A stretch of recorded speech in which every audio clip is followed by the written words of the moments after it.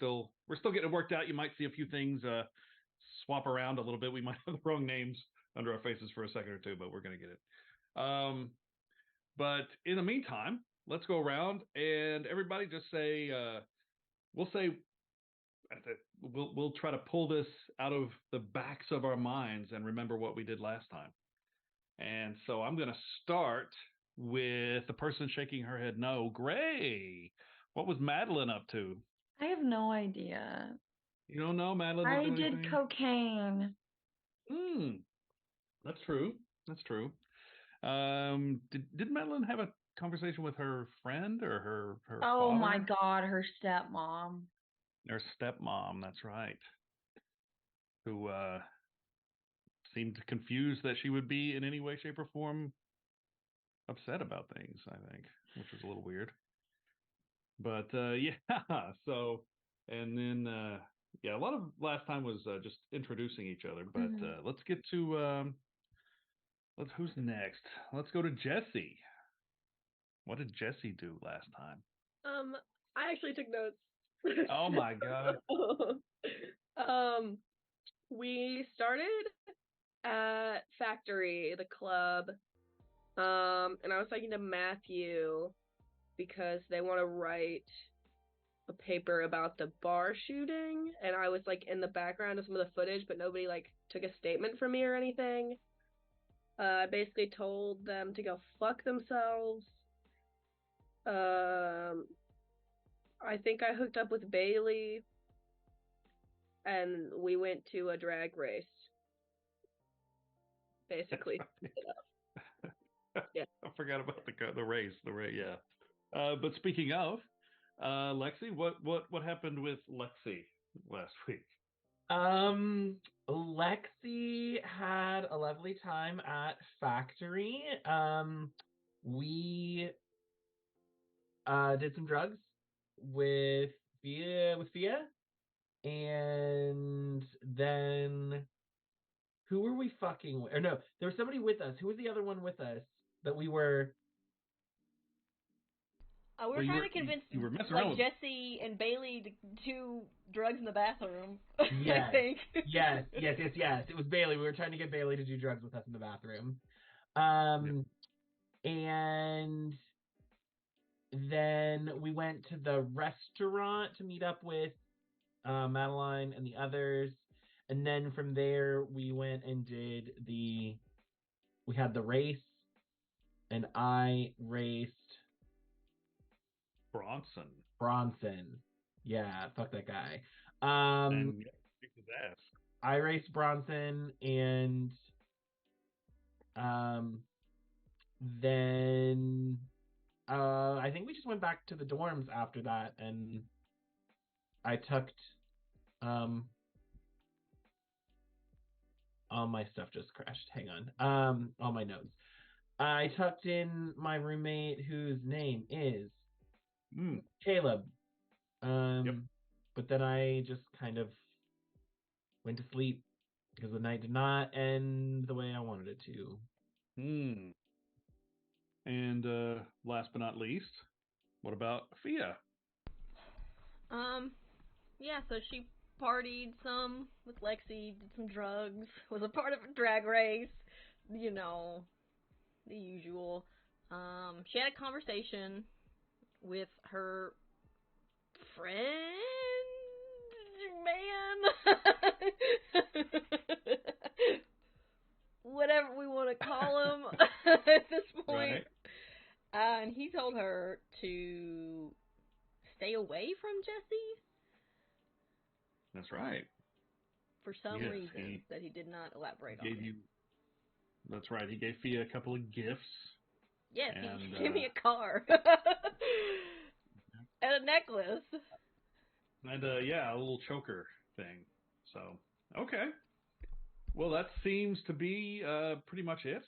So let's say, since we took a nice hiatus, that the next episode skips ahead a few weeks.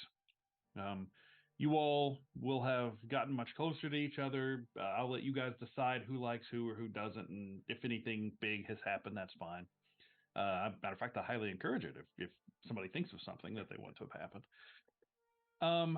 But with schools, everybody's sort of gotten into the rhythm, got a very, it's sort of day in, day out situation. And Jesse, you're the first one. The camera comes into you guys. It's nighttime. You're in your dorm room with your roommate Zeppelin, I believe, right? And now we talked a little bit about this, but I can't remember exactly what we decided. Does Jesse sleep? I want to say he does a little bit, right? Yeah. Okay. So Jesse, while just out of it, I'm sure I get the impression Jesse's sort of a sloppy sleeper, sheet sort of tossed to the side, just sprawled out over the bed. But you wake up and Zeppelin is like, I don't want to say thrashing around, but obviously in the middle of some horrible dream night terror situation. And he's like, no, let me back off. Get away. And he just shoots up, just straight. And Jesse, you having been awake just a second or two longer than him, realize when he sits straight up, he's still not quite fully awake. And he shakes his head and finally wakes up, but he's actually already in a sitting position. And he's obviously, he's sweating. He throws his covers off of him, and he sort of doesn't realize yet that you're awake. And he swings his feet over to one side, and he puts his arm, his head in his hands and his elbows on his knees. And after a second, you realize he's crying. He is very upset.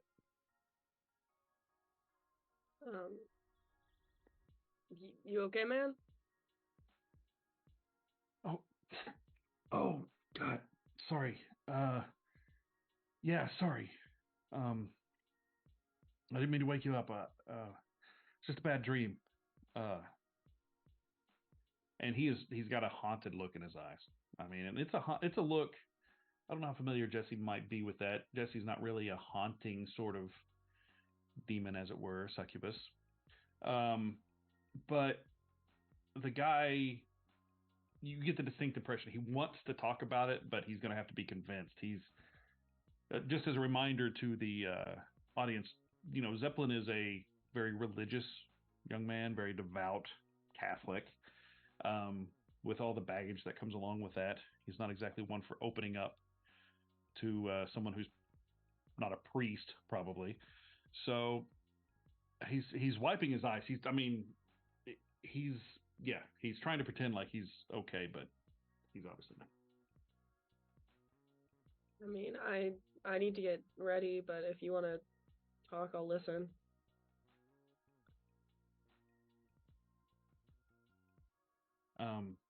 He thinks about it for a second, and over the last couple of weeks, I guess he's decided, you've been. How, you tell me, how do Jesse and Zeppelin get along as roommates? I think it's probably fine, but they're also very different, and I think that they've maybe just accepted that they're very different, and that they're stuck with each other. So gotcha. I think it's average. Okay, gotcha. Not particularly. They don't hate each other. They don't love each other. It's just, hey, it is what it is. Yeah. Okay. He looks up and goes,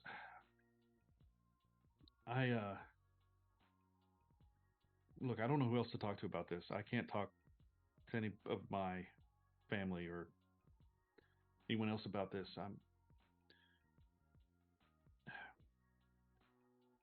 I've been having the same dreams over and over, and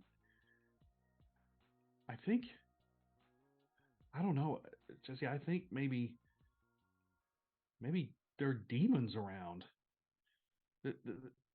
I just constantly have dreams that I'm being tortured by just, they look like the devil. They look like winged, red-skinned, like demons. And I don't know what to do. I can't get any sleep. I just don't know what to do, and they don't torture me like with pain. They torture me, and then he sort of gets pretty quiet, and he goes, just in other ways. In other ways, he like Yeah. kind of And all of a sudden, you might realize as you put two and two together, maybe that's why he's willing to talk to you more than other people. He sort of it is you can see the difficulty he has to say this, but he goes, it's like sexually, I'm just getting tortured constantly, and I don't know what to do. Uh, and he won't look at you. He's looking at the floor. He's got his head in his hands, and you've never seen this guy like this. He's usually pretty quiet, pretty reserved, but he's always seemed pretty confident, pretty self-assured. I mean, he would have to be in a place like Claymont and to still be super religious. He would have to be very confident in his religiosity. But he's about to break down again. I don't know why that would be a bad thing. Shift your mindset. He frowns and shakes his head. He goes, "No, I can't.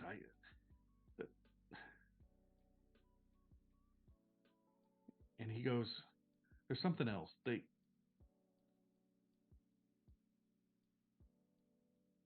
all look like," and he can't bring himself to say it.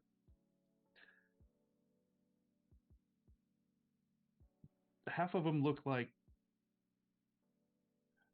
Ophelia, and the other half, look, don't take this the wrong way, man, but the other half look like you. Just please, just don't say anything. Don't be you about this, please. I just don't. I feel like there's something obvious that I could be doing and I'm not, and I don't know what to do. I mean, you got a couple options here, but I'm not being me, so I don't like go talk to a priest or something. I don't. That's what you do, right?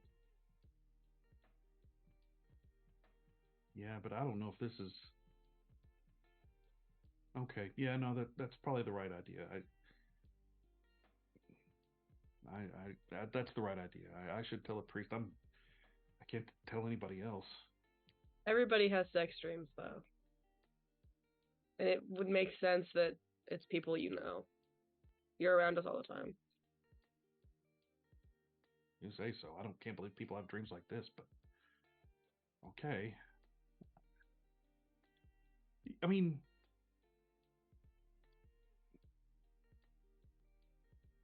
have you ever had dreams about somebody like All the that? time. All the time. Okay. Okay. Yeah. Thanks. Um, look, this is just between us, okay? I can't let this get out. I'm super embarrassed. Please. Yeah, of course. And I think Jesse starts like I think he's been getting ready this whole time, as they've been talking, and I think he like goes to open the door, like to leave and start his day, and he's like, he turns back right before he opens the door, and he's like, but if you ever want it to be more in a dream, you know where to find me, and then leaves. And you hear basically oh, basically that's what you hear is you like a moan of dejected slash maybe slash God don't say that sort of thing. That's what he meant by don't be you, I think. And but no, he obviously takes a while to get ready and get cleaned up. You're well on your way with your day by that point. At about the same time, it's relatively early. It's the beginning of the day. Um, Lexi, there's a knock on your door. And when are you the one that gets up and gets it, or does your roommate get up and get it? Caleb? I get up and do get it? not get up and get it. I think she pulled the covers over her head. Caleb sort of blearily gets up and goes, "Yeah, what? What? Hey, what's up?" And you hear the voice that you pretty sure is Everly, and you hear them go, yeah, is Lexi around?" Caleb takes a deep breath and looks back, sees Lexi's hair, or Lexi's, yeah, we'll say that. Lexi's hair is Yeah. sort of sticking up out of the covers, even though she's got her head covered. "Yeah, she's here. Just be quiet, huh?" And Caleb, I should say, walks over and grabs the comforter that you have over your head, just pulls it down. "You got a visitor. Take it out.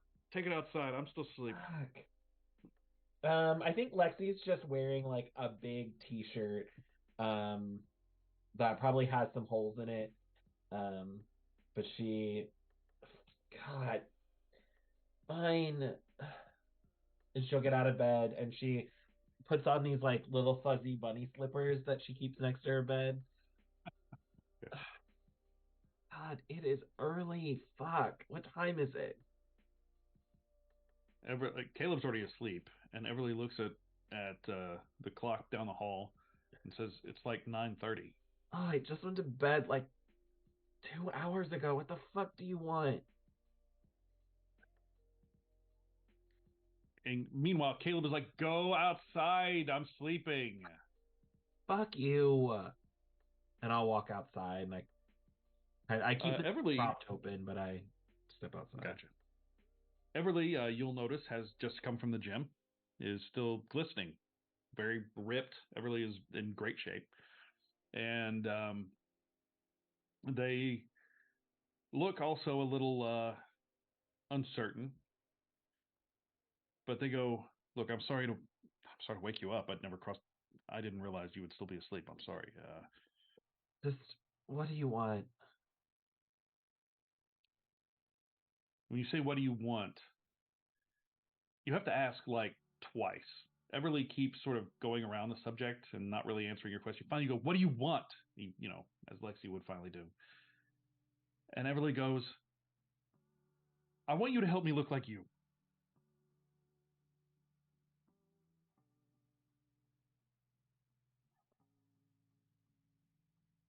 Now let's describe Everly for the audience. What Everly currently looks like. They are tall, very very built. Um, is Everly the one with blue hair? I think Everly. Yeah. Yeah, Everly has like blue hair, sort of cut very relatively short. Um,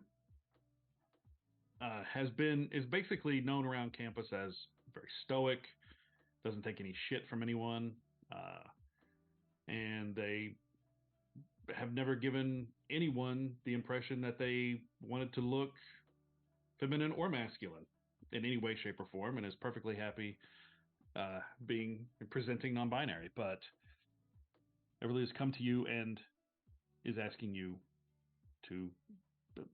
I just want a makeover, and I think you might be the person who can do it. What the fuck do you mean? You don't want to look like me. Well, What is what? no, I don't want to. Why? What is this about? I mean, maybe I just want to try something new. What's wrong with that? Bullshit. If you want my help, you have to be honest. Fine. There's somebody I want to impress, and I don't think I currently do. Who is And it? I think if I looked more like you, it does. Do you need to know that? Yes, I do. If I am to make you into the person that is the object of this person's dreams, I need to know what the goal is. Because I can tell you it probably is not me. Well, if it was you, I probably wouldn't be coming to you. No, it's and they lean down and they whisper, even though the hallway is relatively empty. It's Madeline. Madeline And does not want someone like me. well, I don't necessarily look. I don't want to look like you. That's I what want you said, bitch. I I said I want you to help me look to do what you do to yourself to me. You are very confident. You know how to make yourself look good. I want you to make me and they gesture to their themselves. I want you to make me look good like you look good. I don't want to copy your look. Listen, babe. I can put you in different clothes. I can do your makeup, although I don't know that that necessarily is Madeline's thing. But I cannot give you the confidence that I have developed in the last 19 years looking the way I do with the mother that I have. Do you need a makeover or do you need confidence? Because those are different things. Can you help me with the confidence? We can find out. Sure. Okay. Yeah. If that'll help, that sounds. Yeah, I can do that. Sure. And you see Everly sort of puffs up a little bit. They've never been one to sort of back down from a challenge, and has decided, okay, this is a direction we're going, and let's go. Great.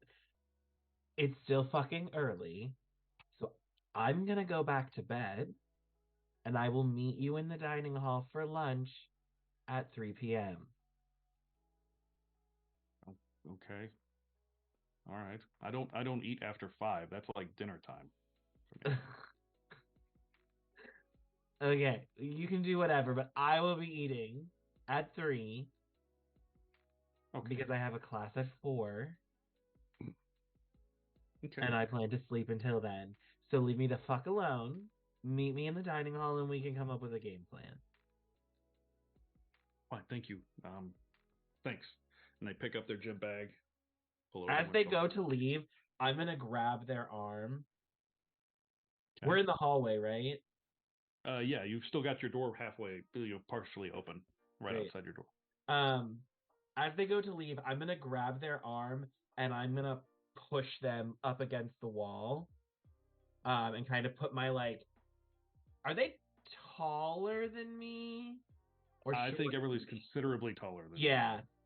So I'm gonna just kind of put my arm, like I grab their hand and I'm gonna kind of turn them back and I'm gonna put my forearm up against their chest and push them into the wall. And I'm gonna get really close to them and I'm gonna look up. Lesson number 1. And I'll wink. And then I walk back into my room. all of a sudden, as you let them go and turn to walk in your room, you hear Everly suddenly realize they were holding their breath and go, "Oh, okay." And that's the last thing you hear. You slam the door and you hear them walk down the hallway. All right, and let's see who else. Madeline, what time does Madeline's day start? Would you say?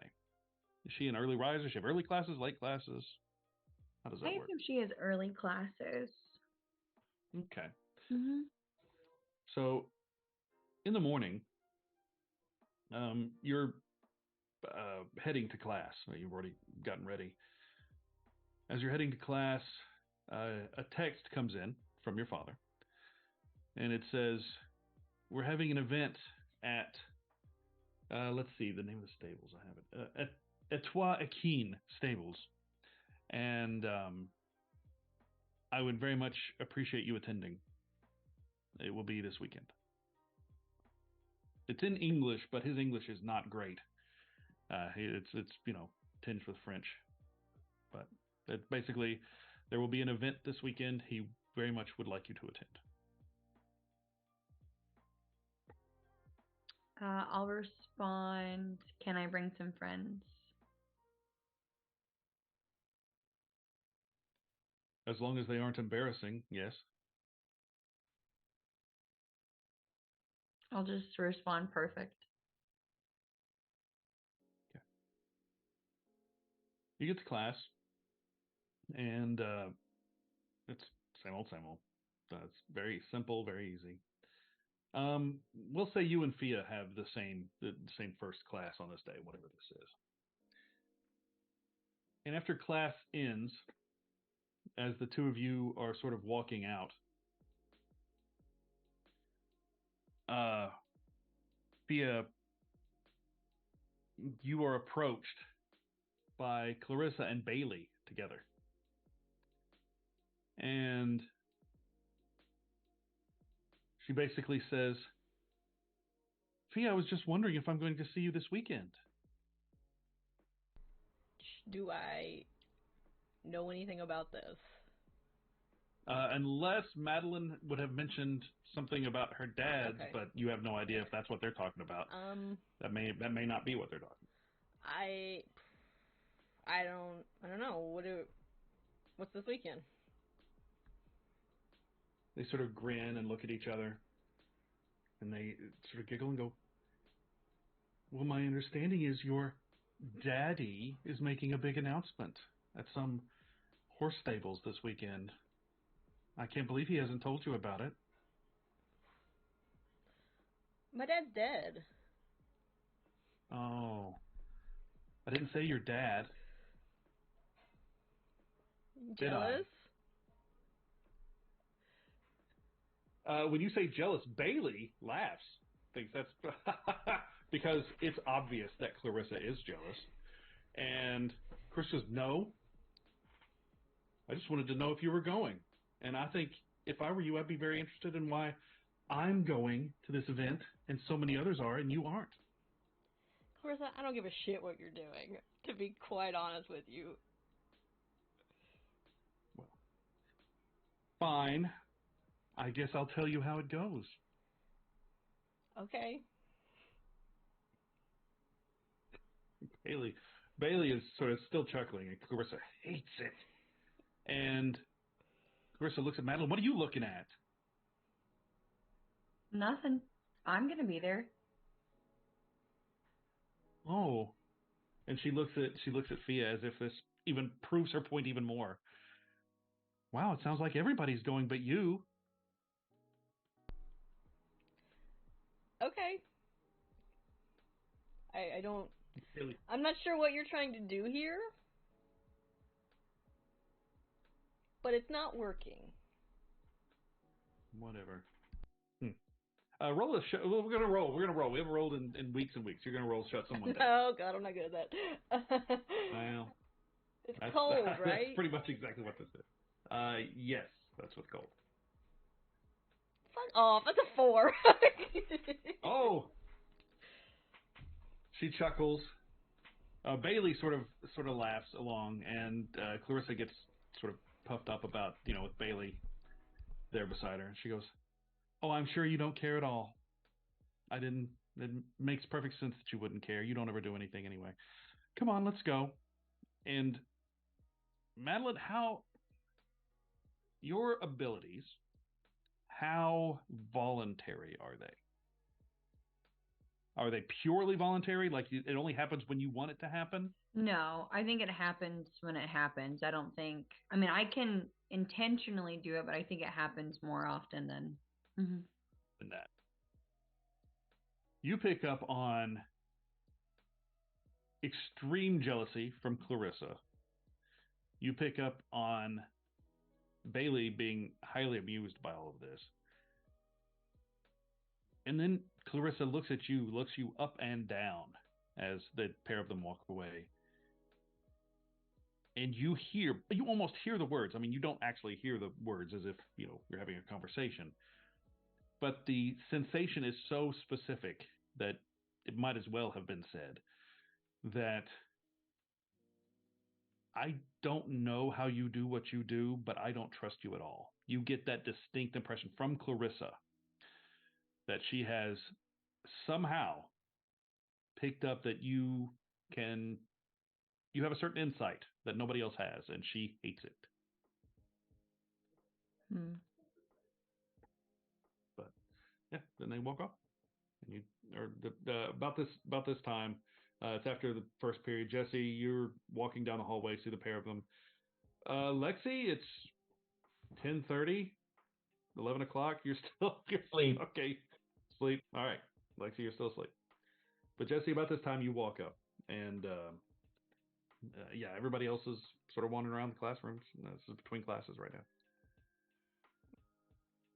He walks up to Fia. Mhm. You will never guess the dream that Zeppelin had last night. And I think Fia, maybe not noticeably, but in her mind, she's like, I'm not supposed to talk to this guy. I'm not supposed to talk to him. I can't talk to him. But she's like, was it sex? Well, yeah, but we were demons.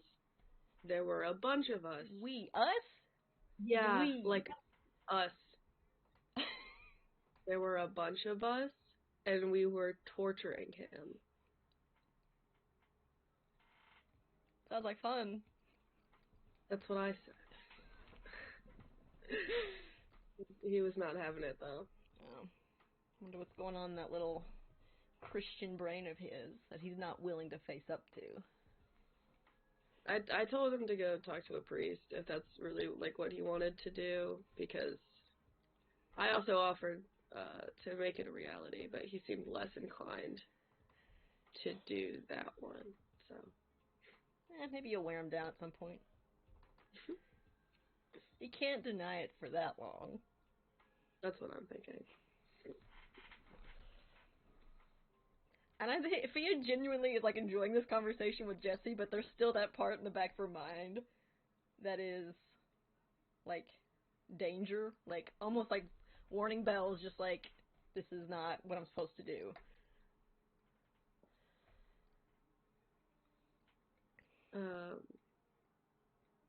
We're just standing in the hallway. You're muted. I'm gonna mute myself, so I'm sitting there talking. Yes, you're standing in the hallway. If you guys can, if that's the end of the scene, everybody goes on to their classroom. Can I read Fia's mind? Sure. How does that work? I just have to like touch her. Well, it should be relatively simple. You're right here. You're all jostling around in the hallway. Yep. I think like while they're talking, I'm just going to like maybe touch her back or something, like just like not as obvious. But I want to ask who the fuck Daddy is, and I want to like see for myself. So. Okay. So you wanna see like visually who Daddy is? Mm-hmm. Okay. Well, that's a great time for Fia. Describe what you believe Daddy looks like. Daddy. Better known as David. It's up to you how much we call him Mr. Daddy. So David is probably a 40-ish, 50 in that area, middle-aged man. Very very light blonde hair, kind of pale, big blue eyes, very handsome and very well put together. Tall, but you know, that's Daddy. Just a very nice, put together, older man. Could I have seen him before? If there's anybody who has a chance at not knowing who this is, it would be Madeline, since you're relatively new to the city and haven't grown up in the United States even. But a man with this sort of wealth in a big city, it's hard not to know who they are. Easily one of the most eligible bachelors slash high richest socialites in town. And so, yeah, I mean, you would have a vague idea of who this is. Up to you if you have any idea that Fia was involved with this guy at all. Mm-mm. I'm gonna look at Fia and say, "How do you know David?"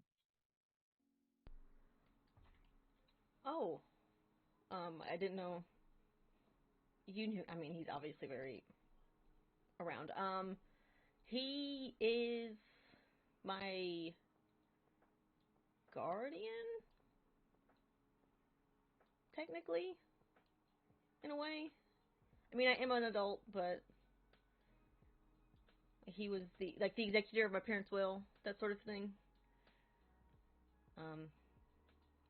I guess you could call him daddy, but he's not my dad. I will not be calling him daddy, but thank you. Okay, I'm just curious. I mean, I didn't know that he was speaking at the racehorse track. I mean, what would he be announcing? I'm not totally sure. He can be kind of private, but and I haven't called him in a few days. I should probably do that. But I mean, yeah, I don't know. I don't know much about his business life, I guess. Is that why you're not going? I didn't know it was a thing until 5 minutes ago. So, I'm gonna look at Jesse and say, "You want to go to a party thing?" Always. Is Lexi around? I feel like Lexi. She's Oh, asleep. Lexi's asleep. Sleeping. I mean, you could call her, but right now she is. I feel like Sleep. Lexi knows about this party. Okay. Let's say this conversation, the camera sort of fades and it does a weird camera trick. So this conversation is continuing later on in the afternoon, where Lexi has joined. So it's now later in the afternoon, and this conversation is continuing. So Lexi, you've been told about this. Do you think Lexi? Do you think that she would know about this event? It's a pretty high society event. I mean, It's not necessarily a college. It's not a party. It's not like a kegger. This is a high society sort of situation. I think she probably would know just because her dad is really well connected. And like they live in the city. He went to this university. Like his name is on the dorm. Right. So Cox Hall, baby. Um, so let's say yeah. Her Okay. dad's going. Her parents will be there. So let's determine how much. Uh, okay, you guys talked about David. You talked about the event, and okay, yeah, you guys are having this conversation. Lexi walks up. Go with it. Go. You guys are talking about David. Just wondering about the event. Do you all want to go to my dad's party? A party sounds fucking incredible. Okay. I don't know much about it. He just told me not to invite embarrassing people. Well, I can't make any promises there. Is this a like a fun party or like a boring party? I guess whatever we want to make it. I mean, I'm gonna be having fun. Is your dad like hosting or is he just like going? Oh, it's his stables.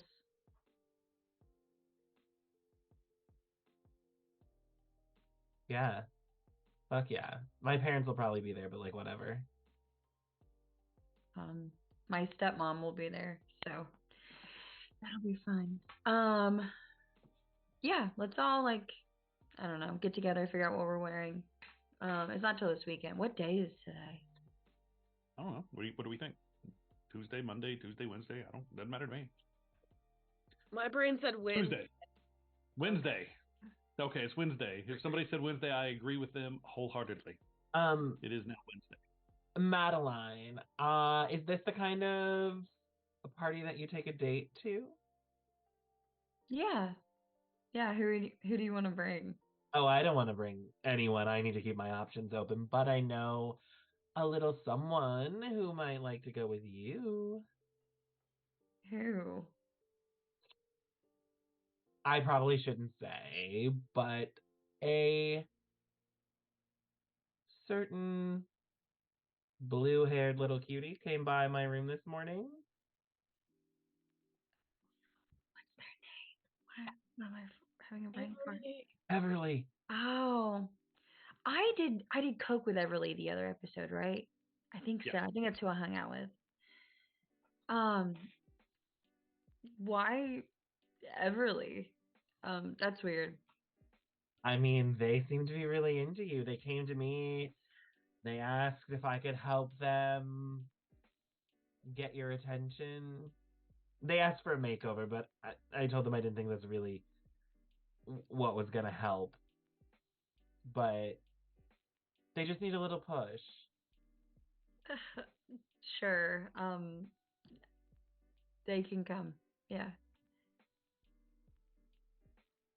Why don't you text them and invite them to the party? Okay. Yeah. I can do that. Thank you. You're welcome. I'm gonna text Everly and just say, Okay. "You want to go to the party?" It takes a few minutes, and you see the little typing notification, and it lasts forever. And you get a text eventually that says, "Yeah." I think I'm watching that happen, and as I sit there and after a few moments of just watching the little bubbles, I pull out my phone and I text Everly and I say, "Say yes, bitch."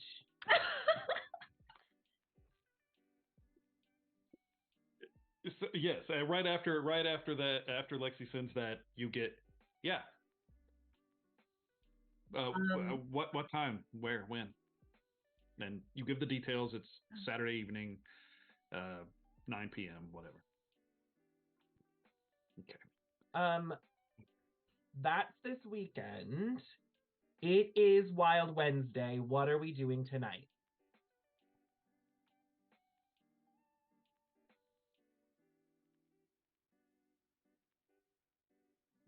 Somebody say, what are you doing? What is going on? If no one has suggestions, great, because I have plans. I need you all to meet me outside the dorm at, I don't know, let's say 10:30. Is it gonna be like a surprise? Are you not gonna tell us what we're doing? Oh, I figured we'd just go out back. I just got some shrooms. Oh. Okay. On a Wednesday? Yeah. Okay. Yeah. What the fuck are you doing on a Thursday? Class?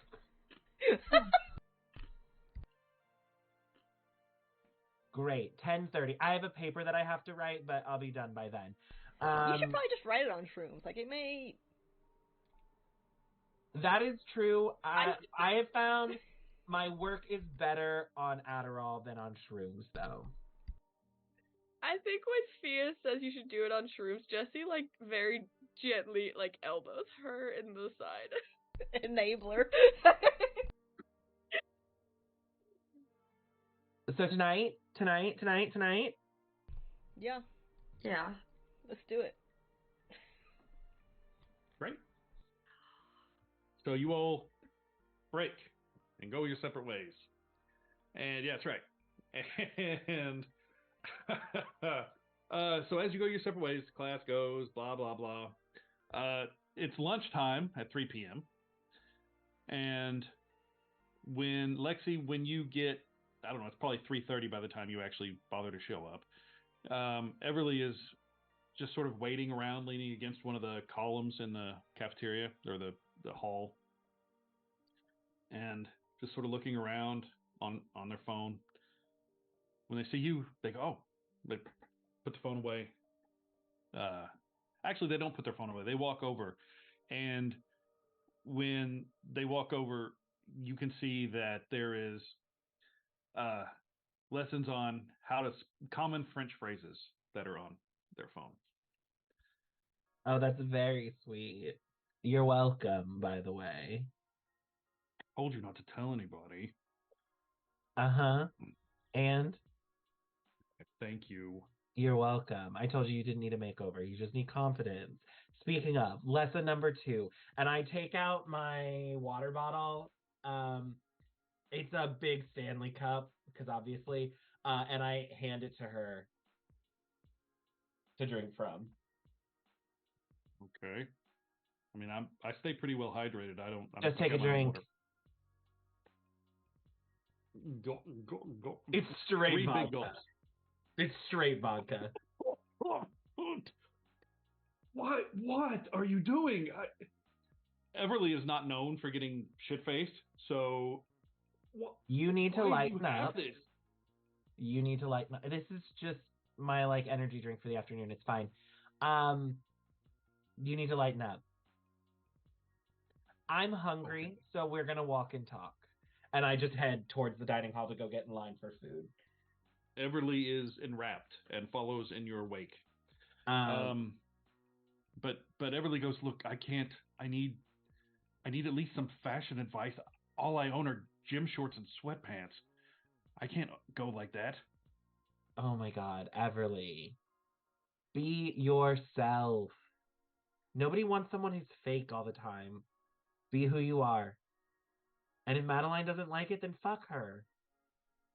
But I think you'll do better being yourself than trying to be someone else.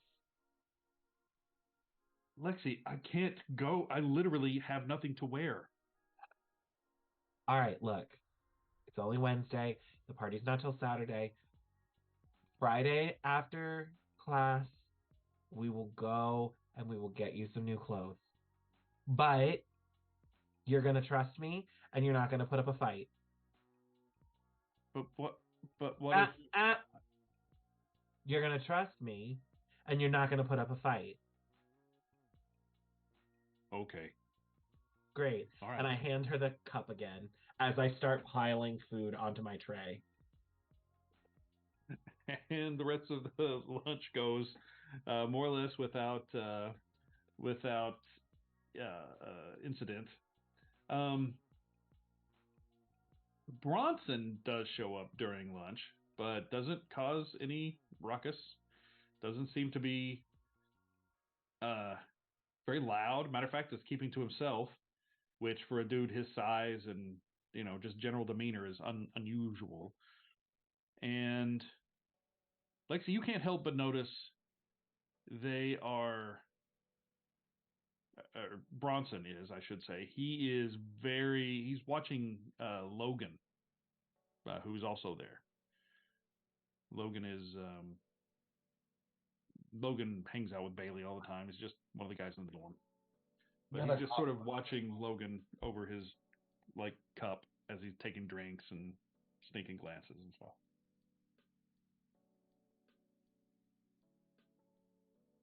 I think I'll kind of clock it, but I don't do anything or say anything. Sure. Okay. Go ahead. At the end of lunch, unless you had something else that was going to happen during lunch, but I think at the end of lunch, as Lexi gets ready to clean up her tray, she takes out a couple pills and puts them on the table and then crushes them and snorts them real quick, and then pushes her tray with all the trash and stuff on it and the plates to Everly and says, "Take care of this," and gets up and leaves. Everly does so without question. At this point, is more than happy to. Is very nervous, but willing to trust Lexi. God help her or them. God help Everly. They trust Lexi apparently implicitly to do the right thing by them. So we'll see how that goes. At some point in the afternoon, Fia, you get a text from David's assistant, Julian.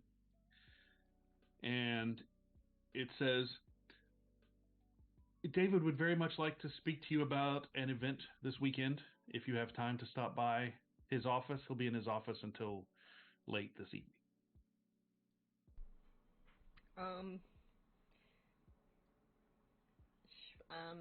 She just takes back. I'll be there. Around what time is it now? So it's you said it's Lexi lunch, so 3. Yeah, it's Lexi lunch, so it's 3, 4, something like that at this point. She said I'll be there at 5. Okay. Julian texts back, "Can't wait to see you." I mean, it's not. It's like you and Julian have sort of an understanding. Julian is very. A lot of people in David's life don't give Fia the time of day, but Julian very much does. Julian seems to just be honestly fond of you. So he basically says, I need to hear all about how schools go, or how the college life is, or whatever, just whatever, some platitude." And yeah, that unless somebody has something else they need to happen this afternoon, we can go straight to that. Can I text Everly? By all means. I'm gonna text them and say, "What are you doing at 10:30 tonight?" You get a text back. Nothing. One word. Want to do shrooms with me? There is not a speech bubble. There's just a pause, a long pause. Sounds like fun. Send, and that's what you get. Where? Question mark. School? Or was it? So school, you cut out of there a little bit. Was Back it in the- outside behind of the school? dorm, like the Okay. backside of the dorm building. Yep. I'll just say behind the dorm. See you there. Okay.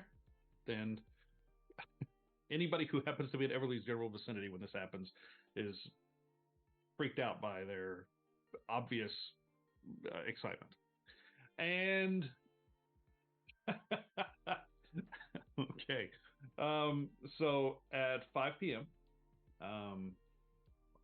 not necessarily on the dot, but close. Well, you tell me, Fia. How punctual are you when you show up? Oh, today? with David, she's punctual. She's on time. Okay. So 5 p.m. on the dot. Ding. The elevator doors open,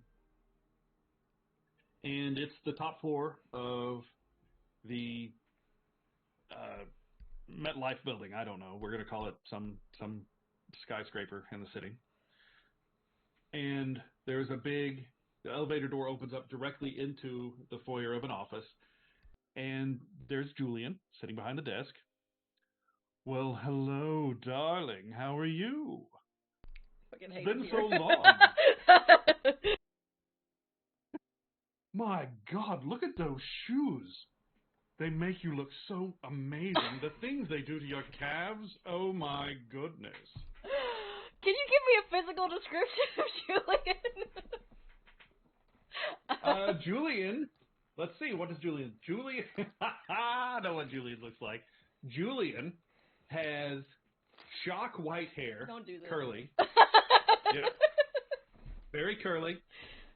Very refined features, very like a Roman nose.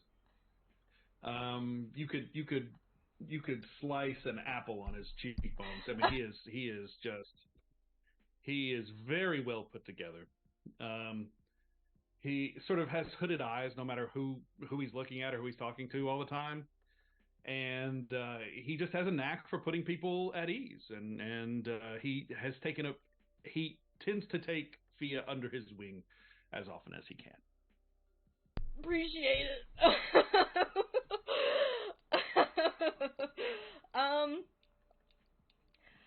Okay. So what was the last thing? Sorry. Where did you get those shoes? My goodness. They're things vintage. They do to your calves.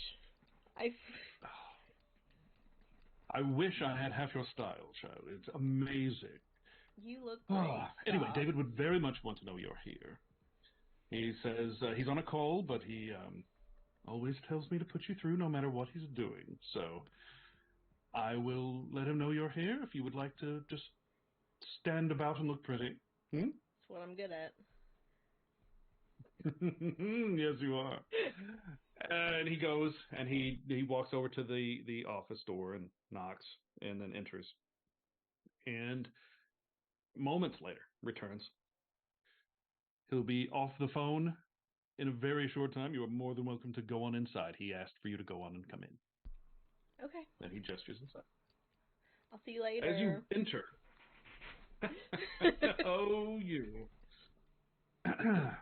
And you hear him just sort of laugh as the door shut between you. And David's office is, it is a very powerful magnate's office in a big city. It has a beautiful view, floor-to-ceiling windows, the entire wall.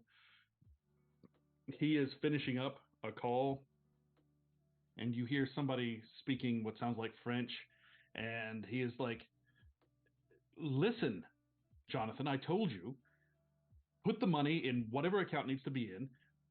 There is no reason this should be on my desk. Do it. I don't care if the bank's not going to go under. Just do it. And he goes, there's a little bit, not too many people argue with him, obviously, but they're trying to come up with things. This may not be the best idea. This is a lot of money, blah, blah, blah. He goes, listen, someone very important has just arrived. I have to go. Take care of it, Jonathan. I expect to hear more tomorrow. Beep, and hangs up. Doesn't wait for anybody to say goodbye, anything. And he looks up and he goes, oh, Fia, thank you for coming. Hello, sir. How are you? You're looking very nice. I'm well. I'm doing good. Good. Well, I hadn't heard from you in a few days. Just making sure. Yes. I was actually going to call when Julian sent the text. Good. Would you say that Fia, this is me asking, is Fia wearing the choker that he gave her right now or no? Do you want her to? Because she will, if that's... if she's going to see him, she's definitely wearing it, yeah. Okay. I'm about to say, David never said whether or not he wanted you to wear it. That would be totally Fia's determination. So, he walks right up to you, and he sort of takes the little charm that's on it in his fingers. He says, this suits you very well.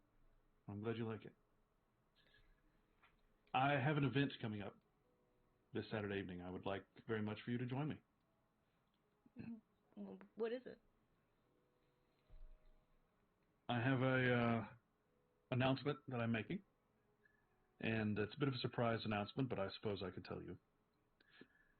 I have a friend who has recently opened a stables. We're going to be doing an event there, and it's a beautiful location. But I'm tired of the rat race, as it were, and thought it would be nice to be governor. Don't you think so? Oh, wow. That's great. Yeah, you don't sound terribly enthusiastic. No, I am. I just didn't... This just feels like it came out of nowhere. But I'm happy for you. I've thought about it. Well, thank you. I don't get to just decide to be governor, sadly. I have to be voted in, as much as I wish that wasn't the case. But I would very much appreciate it if you were on my arm when I did. Okay. Sir? Yes, sir. I'll definitely be there. Which should I wear? I'll have a few things picked out. Okay. You'll come by the house. The event starts, I believe, 7:30. We'll arrive around 8. Stop by the house. You'll have a few outfits to pick from, all of which I will have approved. And I'm very happy that you're willing to come. I know you don't have to. I hope you know you don't have to. Do you realize that? Oh, yeah. You want me there, so I'll be there. That's what I like to hear. Can I ask you something? Of course. Your friend. Is he French? Yeah. We met. lived in France for for quite a while, 20 years ago or something. But yes, he is French. He moved his family here. He's recently gotten married to some young girl, and I helped him finance his stables. Apparently, it's been a dream of his for years. So, I think I know his daughter. really, Mm-hmm. really, who's that? Her name's Madeline. I think That's it's right. the same person. No, that would be right. I will admit I lost touch. Um, and he gets sort of a faraway look, a look that Fia would not have recognized in him as happening pretty much at all, lost in memory. But he goes, "No, I lost touch when Madeline's mother died. It was a very sad time for everyone involved. Uh, I would love to meet her. Can you invite her to the event as well?" Well, I suppose she'll be there, won't she? Yes, she mentioned it at some point. Yeah, I think she'll be there. Well, that should be quite the pleasure. Um, Excellent. You're welcome to stay as long as you like. If you want to stay at the house, you're more than welcome to stay at the house tonight. If you have something going on at school, of course, I encourage you to, I don't know, spread your wings. You don't have to rely on me for everything, obviously. Of course. I'll probably head back to the dorm. Excellent. Bring some friends. Tell some friends if you have any friends that would like to come. They're more than welcome. I trust you. I trust your taste in people. Thank you. So will I see you Saturday then? Well, it's only Wednesday, Fia. I would very much like to see you before then. I wasn't sure. Let me make something clear for you. I would like to see you every day.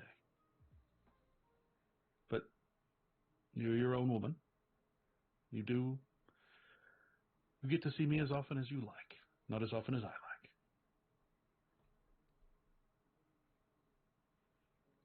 I will remember that. Good. All right. Off you go. Julian, I have no doubt, is waiting with bated breath to talk to you again. So, and the whole time he's been speaking to you, he's had his fingers on that collar. You've been that close to him this entire time. And he says, well, goodbye. And he gives it just a little tug when he says goodbye, and lets you go. I mean, she'll say bye as well, and then once he's walked away, she'll walk out. Okay. And of course, Julian is outside, willing to talk as long as you care to about whatever meaningless things you would like to speak of. And yeah, unless anybody has something they want to do before then, we'll say quickly 10:30 arrives. And you all who are well, obviously I don't know, I don't want to say obviously who shows up first. Who's the first one to show up? Lexi's definitely late, so it's not me. Lexi's late. I'm going to say Everly is the first person to show up. Everly's like 2 minutes early and is like looking around like, oh God, I'm in the wrong place. Oh Jesus, oh God, oh Christ. And yeah, but then quickly the rest of you show up, and yeah, you're all there. It's 10:45 under in a very poorly lit back causeway of the college. Perfect. Oh, Everly, I didn't know you were coming. I love it. Everly just looks over it, glances over at Madeline, doesn't say anything. Lexi just smiles.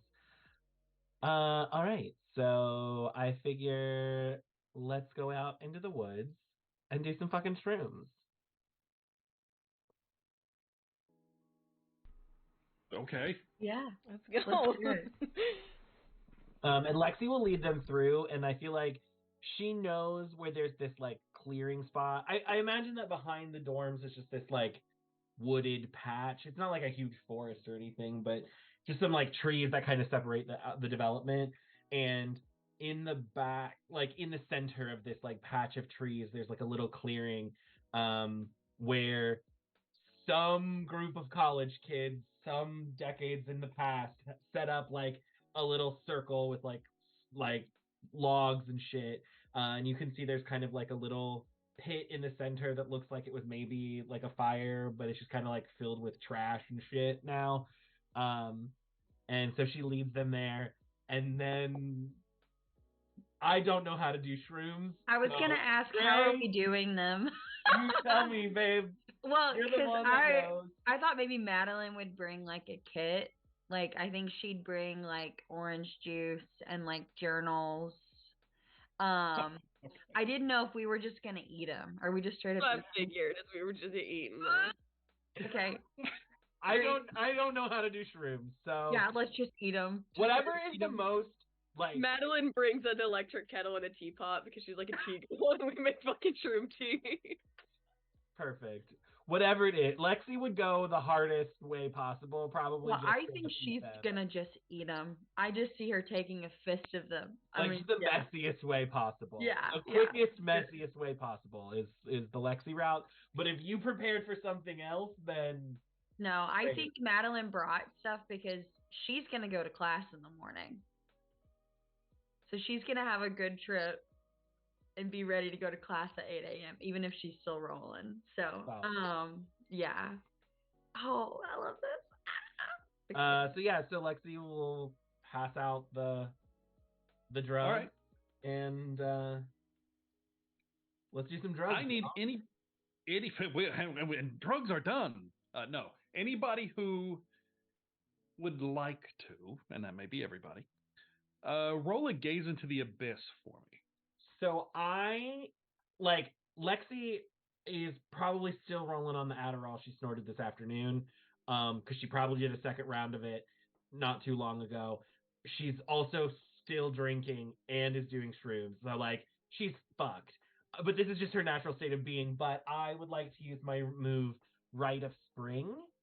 When you go overboard in your pursuit of pleasure, you enter a blissed out stupor. First name while you're indulging, to rebel, to forget, to fit in, to avoid what's coming. Then gaze into the abyss with a +2. If someone joins you, a successful roll will also let you learn one of the following: a secret desire, a past indiscretion, or a personal vice. So, she is, um, she is indulging to avoid what's coming, because while she is down for a party, she knows her parents are going to be there, and that stresses her the fuck out. So that's why she's indulging. Okay. Um, so I will gaze into the abyss with my +2, Okay. which gives me a total of. Oh no, it's just a +2 instead of my normal roll. Oh hell yeah, 13. Well, that's very. Yes. I show you lucid visions, and you get to take one forward to addressing them. So you get what must be a perfect combination of Adderall, vodka, and shrooms. Somehow it all clicks together like a well-oiled machine. It's unheard of in history, but somehow it's happened. And you can feel yourself sort of floating and watching everybody, and everybody is gorgeous and sexy and amazing. And you feel like time pass until you're at this stables that you've never been to before in your life, but you're certain you're flying over it, and it's beautiful, and it's well decorated with very tasteful lights and signage, rolling hills, and you sort of follow some horses as they gallop from one side of the field to the other. And you fly into what looks to be a very high-end cocktail party. And you see your parents speaking with a very attractive older man, laughing, having a good time, and they turn to introduce you. And you hear them say, "And this is our daughter, Lexi, our wonderful, beautiful daughter," who, and they just start gushing over you. Never does anything wrong, is always so amazing, and we just can't wait to see what she achieves in her life. And you can feel, as you hear them speak, you feel the vision sort of sour a little bit, and things start to twist and turn, and you realize that this person they're talking to doesn't believe them, and just looks you up and down and realizes that you're nothing like what they say, or what they're saying are all lies. And you feel super embarrassed. But then it goes away. And you realize that your parents didn't make it to the party. Turns out their car had broken down. And you realize that you've heard Everly talk about knowing things about cars. Maybe that's what happened. You don't feel like they've been hurt. You don't feel that way, at least. Just somehow something happened at the last minute that kept them home. And you're there, and you're the center of attention, and everyone loves you, and no one has lied to you or has expectations of you other than the amazingness that is Lexi. And you have a vision of having avoided your parents completely at this party. Did I hear the man's voice at all? Oh, absolutely. Absolutely. Very, very rich, very deep, very confident voice. Was it French? No. Okay, cool. Well, I'll give you this. The audience will have seen this in the camera. This is David. They were I speaking. assumed. I didn't know if it was. Okay. I didn't know which dad it was. So cool. And I think I think in between that vision happening, I feel like we get that like weird like fade in, fade out where it's like reality, the vision. And in that we see Lexi sort of like saddle up next to Madeline and keep pushing drinks on her, giving her more, like whatever. And I want to use my success on Rite of Spring I got a 10 plus, so I'm going to gain a string on Madeline, and I want to learn a secret desire. Ew. I think it's to be desired. I think she wants what Lexi wants. I think she wants everybody to love her. She just says it in a different way. Perfect. Mm-hmm. Okay. All right, mark down a string on Madeline. Does anybody else want to have lucid visions? Yeah, we're on shrooms. Yes. Okay. All right, Madeline, roll a gaze into the abyss. If you have any powers or moves that let this work, even better, feel free. But no, I don't. okay. It'll be a 10. Okay, 10 plus, full success. Madeline is not unfamiliar with this, knows how to do things right, knows how to encourage the visions.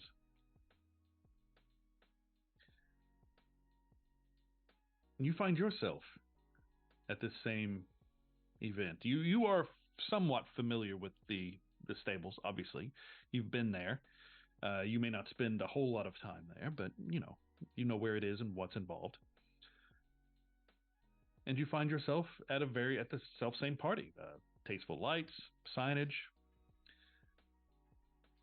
and a cocktail party, and you see your father speaking with who the audience knows as David. And they are talking. Your father looks both happy, like to see an old friend, and at the same time, just because you know him so well, he looks like he's holding back, or like he's not 100% sure. Why am I seeing you now? You don't know what that is. And then you see your stepmother off to one side. Not Camille's not really speaking to anyone. Has a drink in her hand and a cigarette. And even though she owns this place ostensibly, or at least is married to the owner, someone who obviously has no idea who she is comes up and asks her, "Can you take that outside?" And she doesn't even fight it. She just says, "Fine." And she goes outside. And it's a beautiful, clear night. And you find yourself out on the deck with her. How would Madeline's feelings around Camille affect this vision? What sort of influence might that have? Would it turn ugly? Would it be nice? Would it be memorable? How would that go? I think, overall, Madeline is angry because she lost her best friend. She lost somebody she was very close to who is now her stepmom. So I think if you want this to be positive, it would be like nostalgic and it would be sweet. But if you want this to go dark, obviously she's fucking pissed. Okay. Well, if you don't have a preference in those two, I'll pick one. And it's Monsterhearts. Let's go dark. So, the moon gets what had been a clear night. Clouds flow in as if from nowhere. And it starts to drizzle. And it's not even a full rain. It's just a disgusting cold drizzle. There's a roof over the deck, so no one's getting wet, but it's unpleasant. Camille turns around and sees you and gasps in surprise, drops her cigarette, drops her drink. And she comes and she runs over to hug you, like to throw herself in your arms. You sidestep her.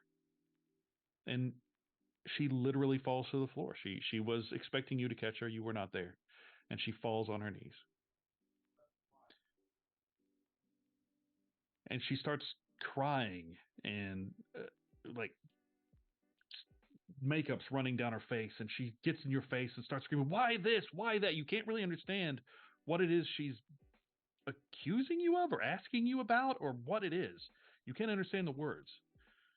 But she is obviously taking out whatever hurt, whatever anger, whatever embarrassment she might be feeling. She is taking it out on you. And how Madeline reacts to that in her vision is up to you. I think she's confused because Madeline doesn't think Madeline doesn't think she did anything wrong. And as soon as that thought occurs to Madeline, I don't think I've done anything wrong. Camille spins on her heels and, with as much dignity as she can muster, heads off, avoids the party completely, and goes into the main living area of the house where most the party is not involved. So to her room, to her bedroom, to whatever. And when you look back towards the party where you're heading, you see your father standing in the doorway, looking at you with an absolutely unreadable expression. And then you're out of your vision. All right. And who else would have a vision? Jesse. We need to pick something up from Jesse. What's Jesse's reaction to shrooms? Jesse doesn't do drugs. I think it's residual. Jesse's there for moral support? He's like trip sitting. I don't know if you do that for shrooms, but I assume so. I know you do it for acid. So, Of course. but I think it's something that Eleanor hated. And while like doing drugs probably aligns with like the rest of his general vibe, she hated it, so he Gotcha. never picked it up and just still doesn't. Then while you're watching all these pathetic people stare off into space and rock back and forth on their feet or whatever the hell they're doing, your eyes fall on Fia. And there's an aura about her. There is an aura that you haven't seen in quite some time. Prior even to your arriving here. This reminds you of your old life. You don't know why. You're not sure how that could possibly be. But there is something about her that reminds you of home.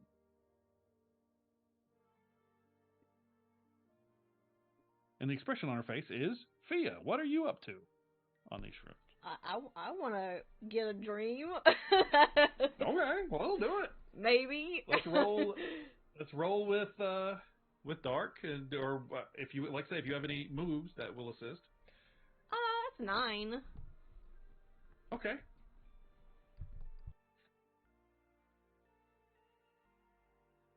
You find yourself at the same party. The camera, anybody who's watching from the audience will have recognized all of this as identical, and an identical setting.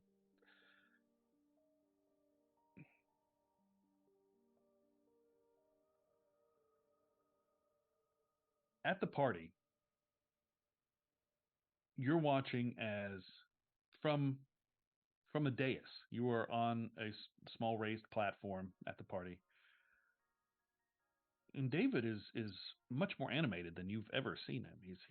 He's thriving here. It seems he is giving a speech about how he's going to make things better and change things and give everybody what they want and promising all sorts of things.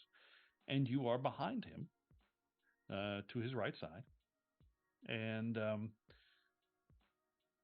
all eyes. You're looking around the thing, and all eyes are on David, with the exception of one set of eyes. And you realize Jesse is watching you. And when you make eye contact, Jesse does that smile that Jesse does. A little self-confident, like, yeah, I knew you were going to look at me sooner or later. Smile. And gives you a wink. And by the time you realize that you've been sort of keeping eye contact, the speech is over. And David's looking at you. And he's got a look on his face that is anger mixed with betrayal, is mixed with how dare you. But of course he's in public. And he's certainly not going to let anyone, no one else is going to know about any of this. He walks off. He doesn't take your hand. It's up to Fia whether she follows or whether she stays. He walks into the crowd, so I mean, Fia doesn't have to like flee the room. What does Fia do?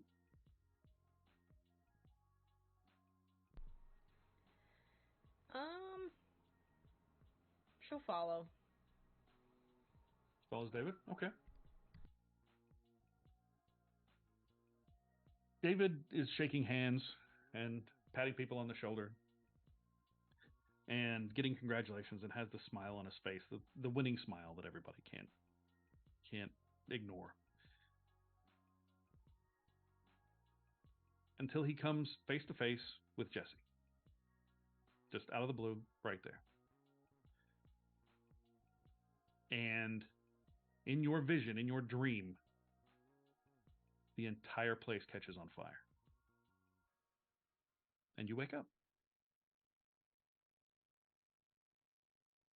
And there is your and Jesse, you witnessed her emotions all through that vision. I mean, she was the most interesting person to sit there and watch during all of that. And yeah, so there you go. That's and Evelyn, meanwhile, is like, woo, talking loud and like, I can't believe this is amazing. Oh, I can't. It's talking and things and just having a great time. She has no idea what's happening. They have no idea what's happening. I don't know how people react on Can you shrooms. tell that Josh has never done shrooms in his life? No, what? I do shrooms But all the time. Shut up. I'm on shrooms right now. He's like, I'm on shrooms right now, actually. So. But yeah, so that will be, I think, a decent place to take a quick break. We'll all be back here shortly. We'll all and can't wait to see where things go from here. Okay, all right, bye. See you.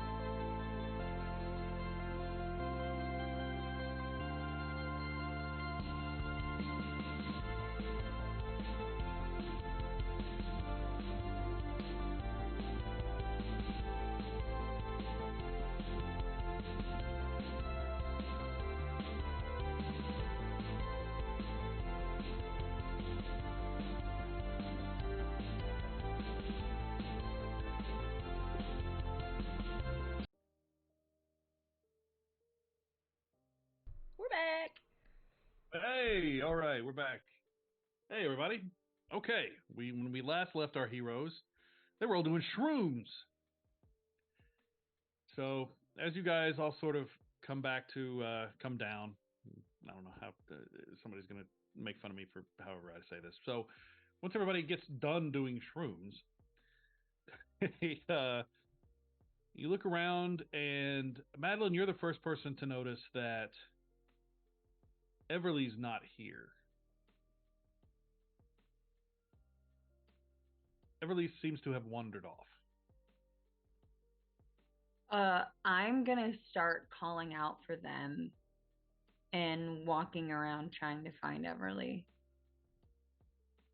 You start walking around, and anybody else who wants to help, we all start looking. And even though this is a relatively small park-ish sort of spot, it looks like Everly has wandered off into towards the more wilderness part. Like there's a lake and a fishing lake and all this stuff, and there's looks like Everly's wandered off back into the woods, as it were. I'm gonna go up to them. Okay. Yeah, you definitely find Everly just standing at the edge of this little fishing pond. And when they turn around to look at you, it takes them a second. I mean, it's nighttime. It's dark. There's no, other than some lights on the ground for people to see the pathway, there's no real lights back here. It takes you a second to realize that Everly's just bawling, just crying their eyes out. I'm gonna take their hand and say, "Are you okay?" And Everly sniffs and tries to compose himself and says, I just don't know if I'm ever going to be good enough, and I that makes me sad. What makes you think that you won't be good enough?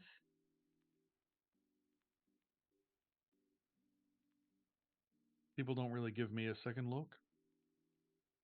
I have focused on I work out a lot. I go to school. I go to work. And I go back to the gym. And I don't feel special like I know Lexi does. And I don't feel smart like Fia. Or good looking like Jesse. And they stop and look at you and just stop in mid-sentence. I'm just a person.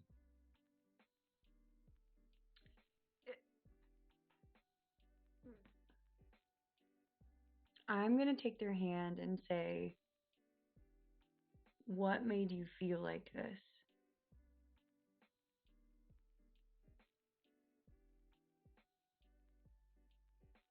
And they have to think for a second. That's not a question they had necessarily considered any further than they'd already said. But they concentrate for a moment. And they say,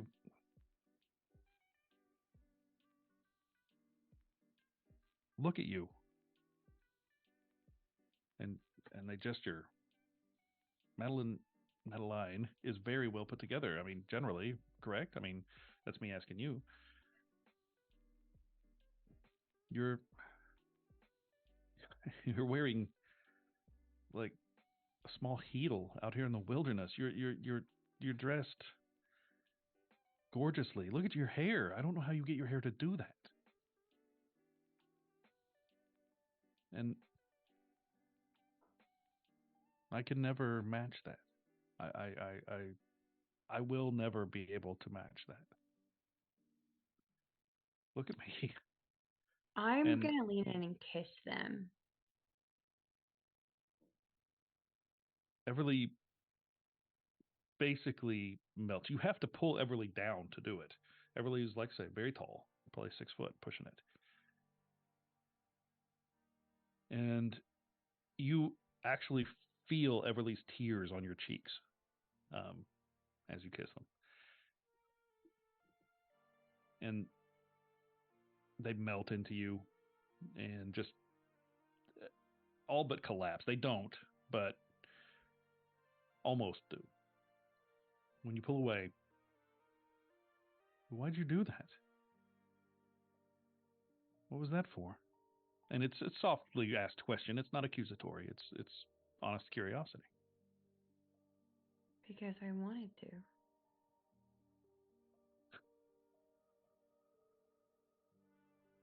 And Everly shakes their head and said, "Look, I don't know what to tell you.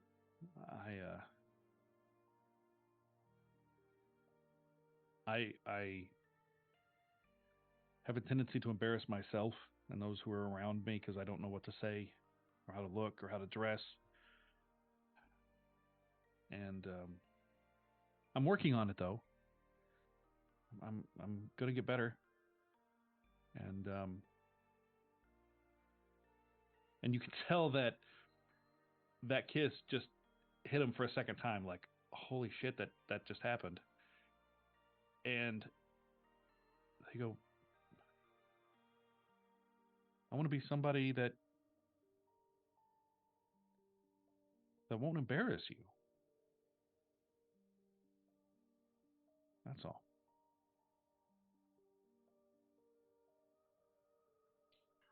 I want to read their mind. Okay. I don't have. Never mind. I was gonna do another move, but I don't have a string on them, so I can't. Yeah, I want to read their mind. Okay. I want to know what their I want to know what their intentions are with me. Okay. That's like I say, that's not even require a roll for your skin. So you find, looking into Everly's eyes,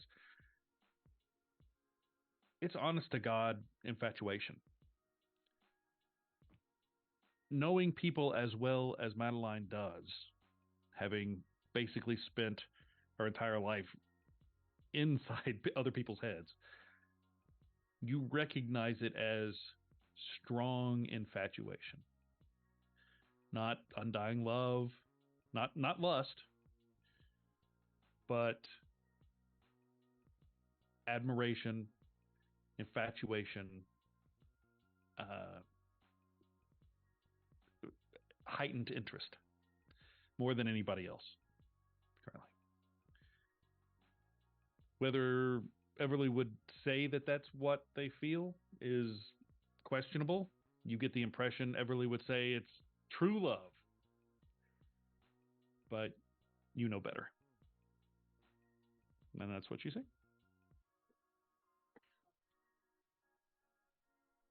I'm gonna ask them, why would you make out with Clarissa?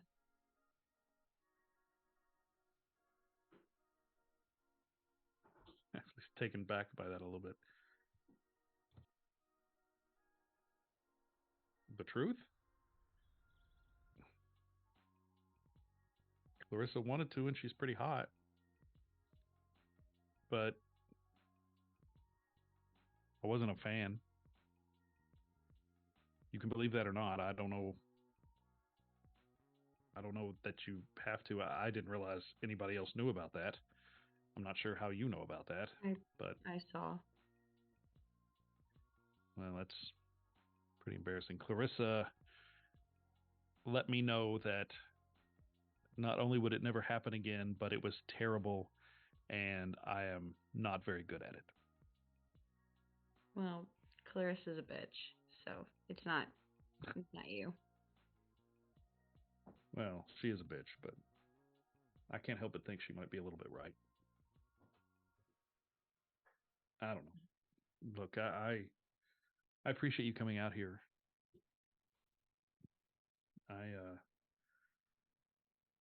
I'm going to surprise you on Saturday if that's all right. I want to be impressive to you. You are impressive to me. Stop it. I know. Yeah. I want to really be impressive. Okay? Yeah. Mhm. Okay. I'm going to try to find my way out of this place. I have no idea where we are. I'll walk back with you. It's okay. Okay. And you two walk back. Meanwhile, all that's happening, Lexi, you are starting to feel a little third wheel here. And that's not a feeling Lexi enjoys. Nope. I would assume. Yes, I don't want to speak for you, but I would assume so. Jesse is staring at Fia. I mean, like, not like openly, like wide-eyed, but come on, it's obvious. And Fia is, I would assume, and I'll let both of them correct me if either one of these things are wrong, but I like the idea that Fia is sort of looking anywhere but at Jesse. That's just the picture I have in my head. I feel like Say after what? that vision, whatever that was, yeah, she's probably not looking at him. Not that she doesn't, like, not because she doesn't want to, but because I don't know, I think she felt like a real fear, at that moment, and I think that she's a little scared for him. Jesse, what's Jesse's? I don't know what's going through Jesse's head. I mean, I think he's probably head empty just Fia. I think he's trying to figure out like what about her makes her like feel different than everybody else. And just for fun, while Jesse's trying to figure out that, let's do a Jesse gaze into the abyss. Oh god. I didn't get my dice out. Oh, yeah. See, Here. snuck it up on you. And it's dark. Yeah, that's it.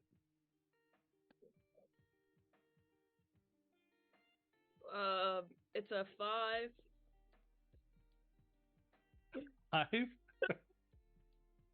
You have no idea. She is a conundrum. She is a puzzle, a quandary. And while your face sort of contorts in confusion, you see Lexi just with an eyebrow raised, staring right at you. I'm going to step directly between them. And is Jesse standing or sitting?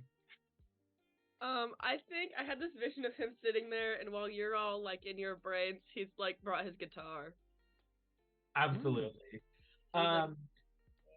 So I step directly in between the two of you, like just block off your view to her, and Lexi leans down to you, like gets pretty close, like almost knees touching close, and I'm gonna lean down, and she's gonna put her hands on your face.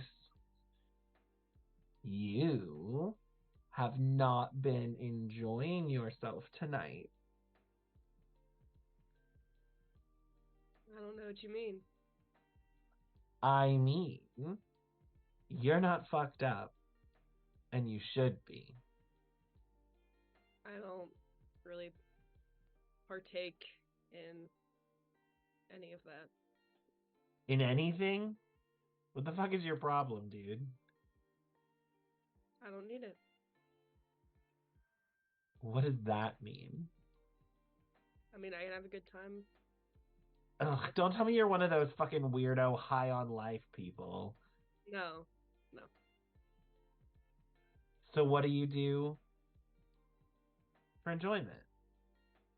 Or pleasure?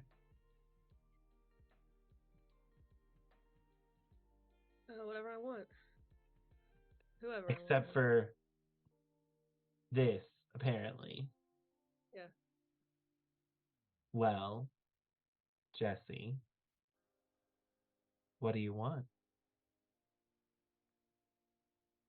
I think he tries to like wiggle free of your hands. You are like too close in his bubble at the mo. Whether she lets him do that, I don't know, but I'm gonna pull a string on Jesse.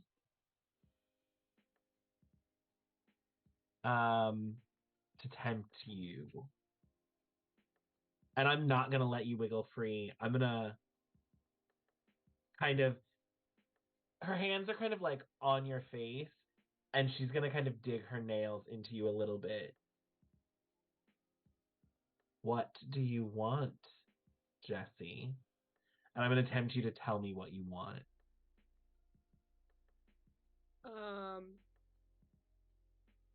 I think that he kind of glances over towards Via, like a quick like side eye, and then back.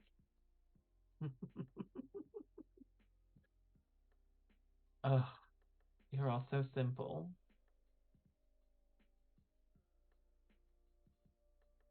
All right.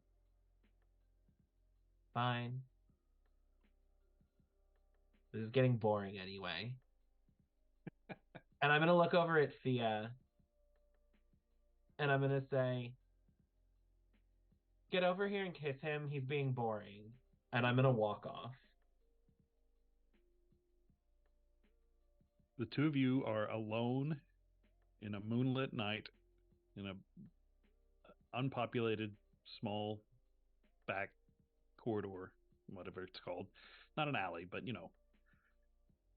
staring at each other, and just got told to kiss and acknowledge the tension that was there.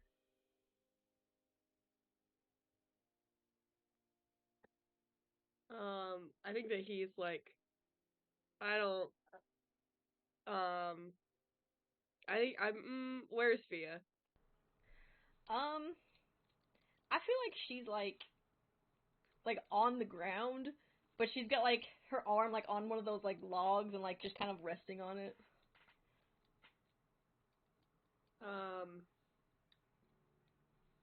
He. I think he like smiles, like his little smirk, and like looks over at her, and then I don't know, starts like plucking on his guitar. But it's like almost like a little like, haha, like kind of like low key geeked, but like also embarrassed, which I don't think happens very often for him. She doesn't. I mean, she's not looking at him, but she just kind of was like, "I'm not gonna do anything you don't want to do."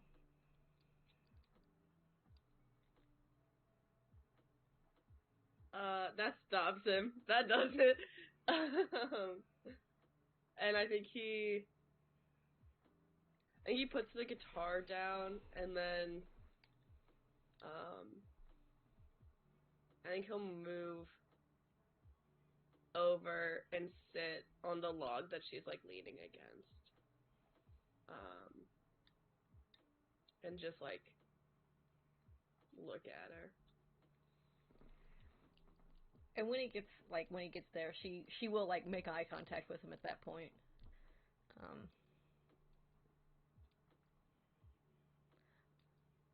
She's just, I mean, she's very I think that she has lowered inhibitions at this point, and she's just very honest and is like, "I'm really worried about you." Why? I don't know. Things happen. I don't know. You know something I don't?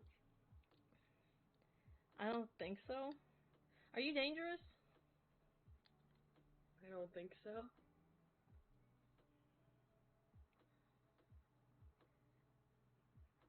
I was told that to stay away from you. From who?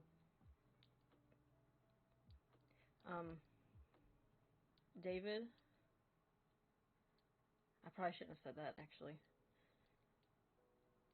Did he tell you I was dangerous? He doesn't even No, know. no, I don't. He didn't. But I just didn't know why else I shouldn't be around you.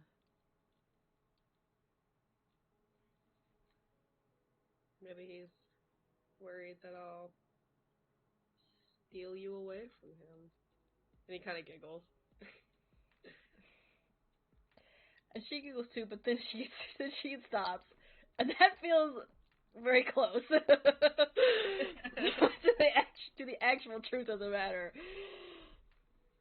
And that stops her because she never thought about that. Maybe.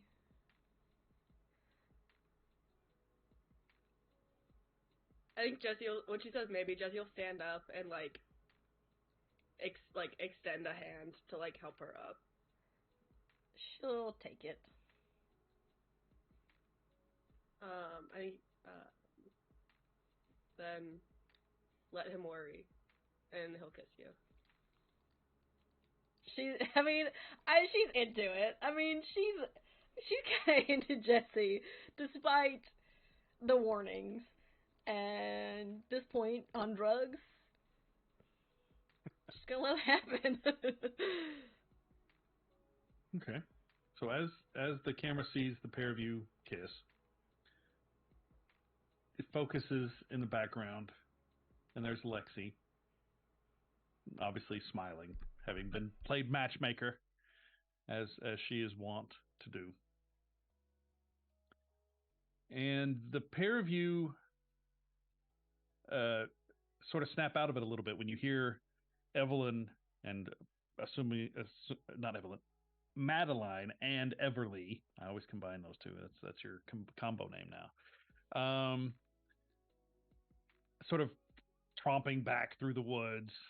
Everly is not graceful by any stretch of the imagination. And Everly goes, guys, I'm gonna go back to get some sleep. I'm beat. Okay? You're gonna leave already. We haven't even gotten to the fun part. Everly sort of pulls up short. This wasn't the fun part? No. Have you ever run naked through the woods, tripping your balls off? Because it is the best. No. Well, now's your time. Say that, Madeline is gonna look at Everly and she's gonna start taking her shirt off. Lexi starts getting naked too. Everly is, I mean, also in a state of lessened inhibitions, and so okay, yeah, fine, great. If there's one thing Everly is confident about, it's their body. They work out. They're trim. They're fit. They're in good shape. And yeah. Who else? What about the two of you? Do you participate in this? I think Via is like, I'm not really the best runner.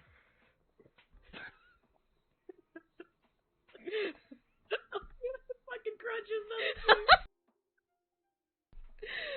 Yep, that's the thing. That she has.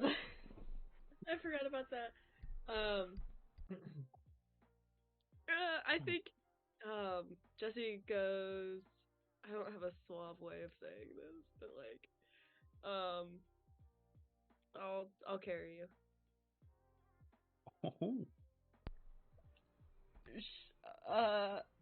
Okay. Piggyback ride.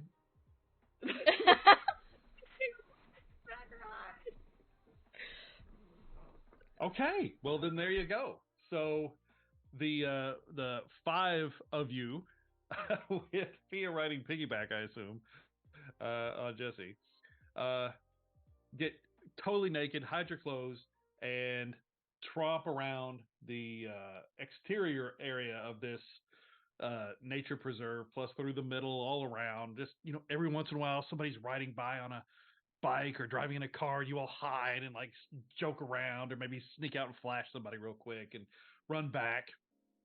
And as you guys are doing this,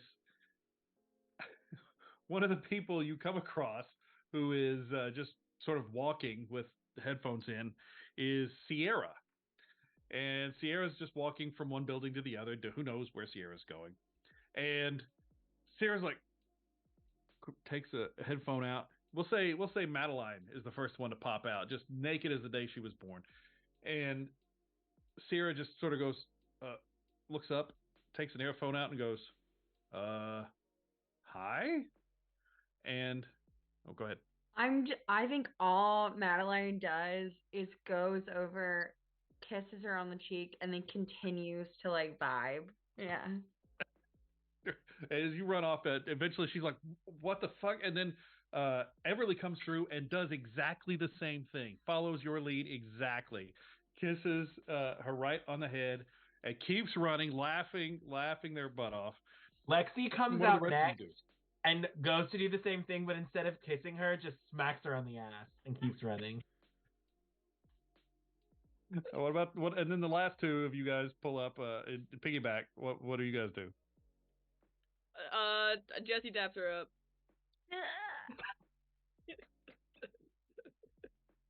Okay. Fia just waves from behind. All right, and you run off, and we see Sierra go, "Oh, wow, all right, great," and Sierra's not one who laughs, not one who smiles, but she smiles at this. She sort of chuckles and puts the headphone back in and keeps walking. And as you guys eventually, have so great fun. You guys have a great time. One thing that the camera will catch that nobody else saw is who? Clarissa. Yeah, the brat. Why not? She's going to be our bad guy this season, I guess. Clarissa had been in the woods and was just, who knows why she was in the woods, but she witnessed a lot of the conversations you all had. And the camera sees her typing on her phone and sending a text that says, "Fia and Jesse are an item," and you don't see who it's sent to. And then we all wake up the next day, or how do we all go to sleep, or we all have a great night, or whatever we do for the rest of the evening. And yeah, what do we have anything else we want to do this week? I mean, it's only a couple of days till the big event. Does anybody want to have a conversation with someone, or does anybody want to see what's going on? Now, Everly would really like to talk to Lexi. Yeah, I think we make plans to like go shopping on Friday. But like we have a plan to meet at a certain time, and I think Lexi has already done the shopping, but hasn't told Everly that. So Everly just thinks they're like meeting to go shopping. Gotcha. So when Everly shows up, are you meeting at your room or at the store? At my room. Okay. Everly shows up and says, "Okay, I'm ready to go. I'm really kind of nervous about this." First of all, you don't have to be nervous. I've already taken care of everything.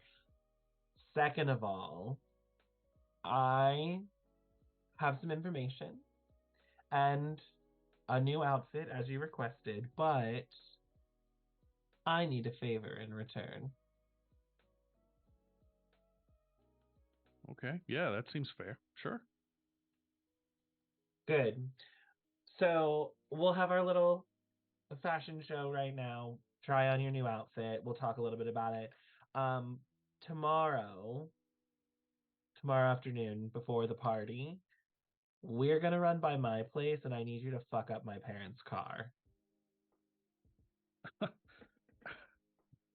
Okay. I mean, that's easy enough. Do you want them to know it's been fucked with, or do you want them to not know it's been fucked with? I mean, I would prefer for them not to know.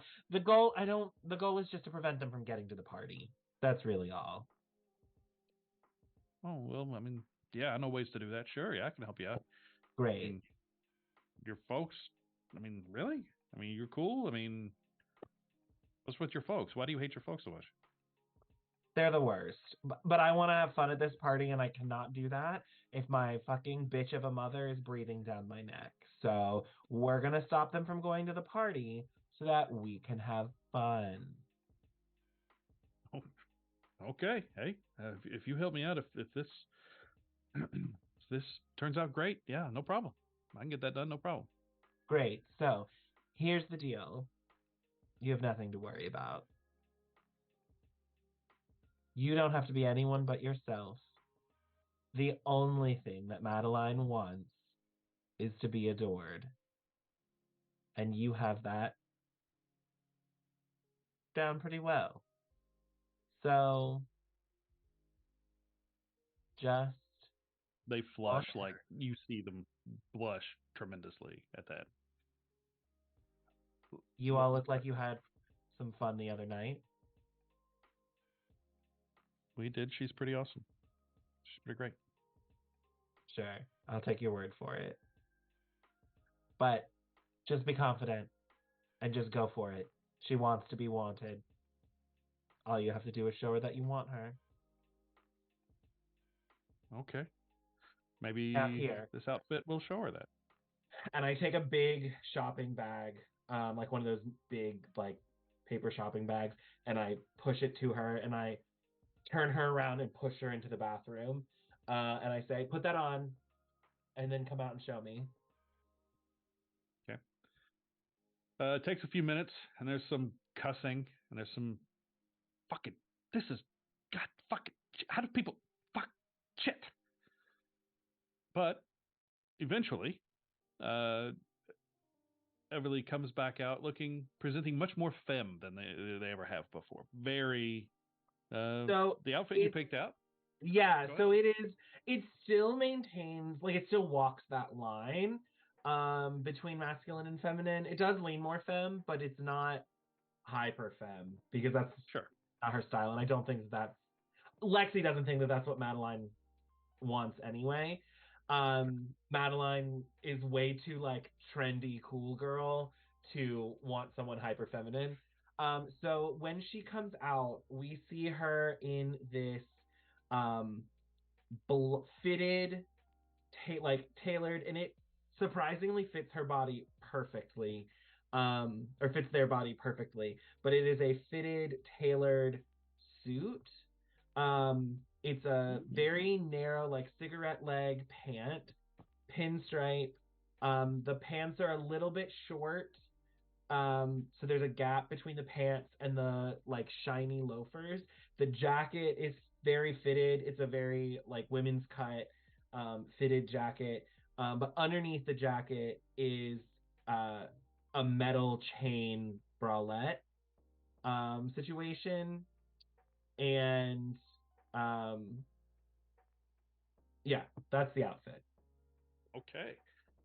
It really comes out. It's like Lexi. This is once gets didn't have much of a mirror in there to look at other than the bathroom mirror. So, but it gets a full length mirror there in the dorm room, and it's like Lexi, this is amazing. We're showing Thank off you. your best asset. And she walks up and she rubs her hands up Everly's abs. Wow, that's really great. And you see her gaze lingers on Lexi's a little bit. Goes, no, for real, Lexi. This is I don't know I that know, anybody's I ever have a done gift. something like this for me. You're welcome. Okay. Yeah. Look, you let me know where the car is, and before the day of the thing, we'll take care of that. It won't hurt anything. They can fix it relatively easily. But Great. I have to stop by to pick some things up. We'll go together. It's totally fine. There's just one other thing that I want you to do for me. okay, Make sure you fuck her. Lexi, I That's can't. what you That's not want, up to isn't it? me. That's It That's is not up to you. me. It is up to you. If you want it, she'll want it. Trust me. I know what I'm talking I'm not about. promising. Lexi, I'm not promising that. I'm sorry. That's not happening. If I you mean, if don't it do happens, it, it I happens. will I'm make not gonna. fun of you until the end of time. So you better Well, do I it. don't believe you. I don't believe you. You're too nice. You won't make fun of me. I've been called plenty of things in my life. Nice is never one of them. Well, you've done some very nice things for me, so that's all I know. So sure. thank you. But I mean, if it happens, it happens. I'm not gonna turn it down. No, you're gonna make it happen. Can I go now? Yeah. Have fun. I'll see you tomorrow. Okay. There's a bit of a spring to Everly's step as they leave. And yeah. So we have some time here. I say we go ahead and get into Saturday. What do you think, folks? Does that sound good? They may have something they want to do before Saturday. No? Okay. All right. Saturday morning, we'll start with Ophelia. Ophelia, you've been, David has asked you to come help him sort of prepare a little bit for the day. He needs a set of eyes he can trust to make sure that he looks right, is put together. Anybody else he might ask will just tell him whatever they think he wants to hear. He doesn't want that. And he trusts you. And as you get over there, it's not terribly early. It's not morning. I mean, the thing isn't until this evening. But, a little after lunch, you guys eat lunch together, have some small talk. And as he's getting the tie and he's picking a tie out and he asks you to pick one out. One is like red and black, sort of a paisley red and black monochrome tie. Another one is a very sort of bright spring-like, almost like blue with some pastels. Both fit his outfit somehow. Don't ask me how. They both do. But he says, which one of these do you think would be best to wear tonight?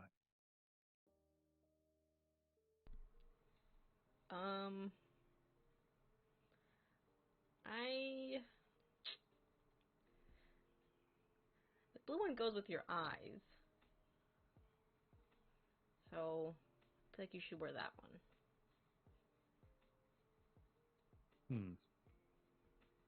Very well. I suppose I'll just trust you. Absolutely. You get the impression he was thinking the other one, but hey, he asked you a question and you gave him an answer, so he's going to go with it. And he's getting dressed and he goes, I have 3 outfits picked out for you in your room. Go in there, pick one, whichever you like best. I will have to apologize in advance. Tonight I will not be able to spend as much time with you as I would love to. Obviously, there are going to be a lot of people wanting to shake hands and, talk to my ear and stuff like that. You are not expected in any way, shape, or form to be the pretty girl on my arm, although I certainly wouldn't complain. But I highly encourage you to go and spend time with your friends, who all might be there. There may be a time I call for you. I would very much appreciate it if you would be with me when I make my announcement. Of course. Excellent. Fia, and you notice he calls you Fia. He doesn't call you Ophelia this time. Fia, I can be hard on you sometimes. I know that. But it's what's best. I hope you understand. Yes, yeah, of course, sir. I have no doubt. Excellent. You're a good girl. You really are. She flushes. He smiles, and once again he grabs that collar a little bit, just between two fingers. It's not like he's throwing you around or anything. He just, he feels it. Just a reminder for himself and maybe for you that it's still there. And he goes,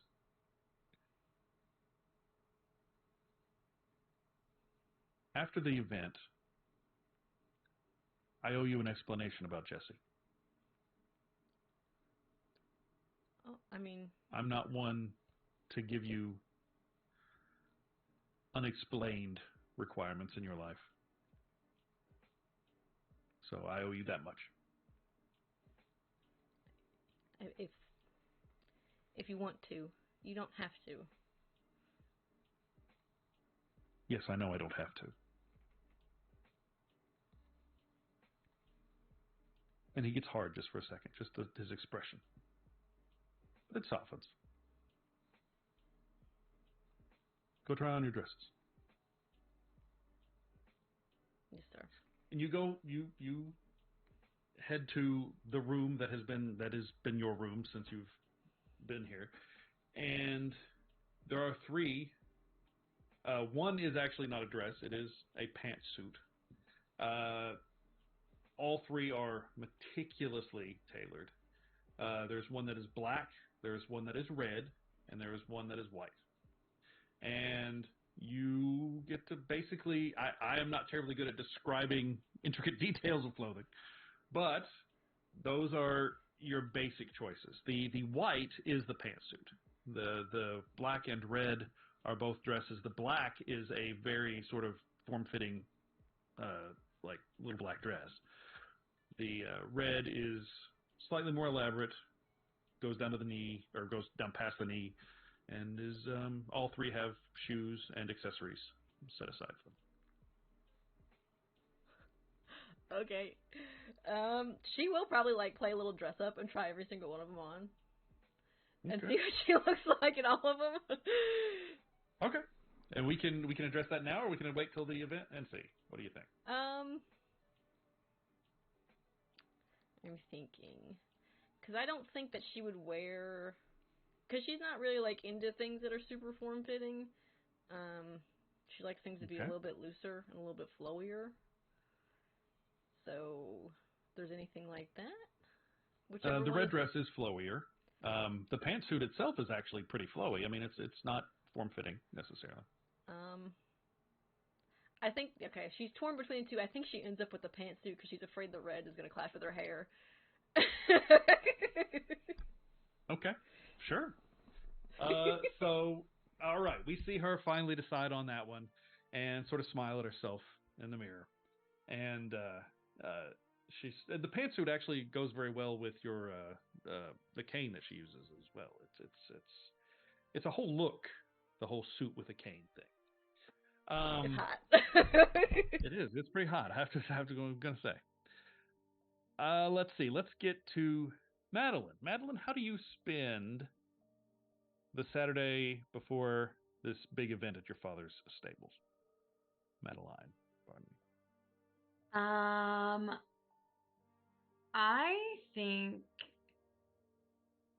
well, so it depends on, I think she would be willing to hang out with Everly if they are down for that. Everly, honestly, is pretty busy today. Okay. Not that she doesn't want to, or they don't want to. They're very, very apologetic, but they have the gym, and then after that, they have stuff they're supposed to do with Lexi. Okay. Then I think because she knows it's gonna be a high stress situation, I think she like goes to get her nails done and like has like a very like self-care kind of day because she knows it's not going to be good later on. Okay. While you're doing this, while you're at the manicure place, manicurist, you get a call, and it's from Layla, the owner of the crystal shop. Mm-hmm. Oh, I'll answer. Yeah. Okay, you answer, and she's like, "Oh, good, Madeline.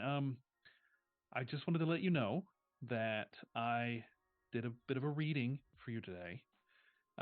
Just something in the back of my head made me think, I haven't talked to her in a while, so I would do a reading, and I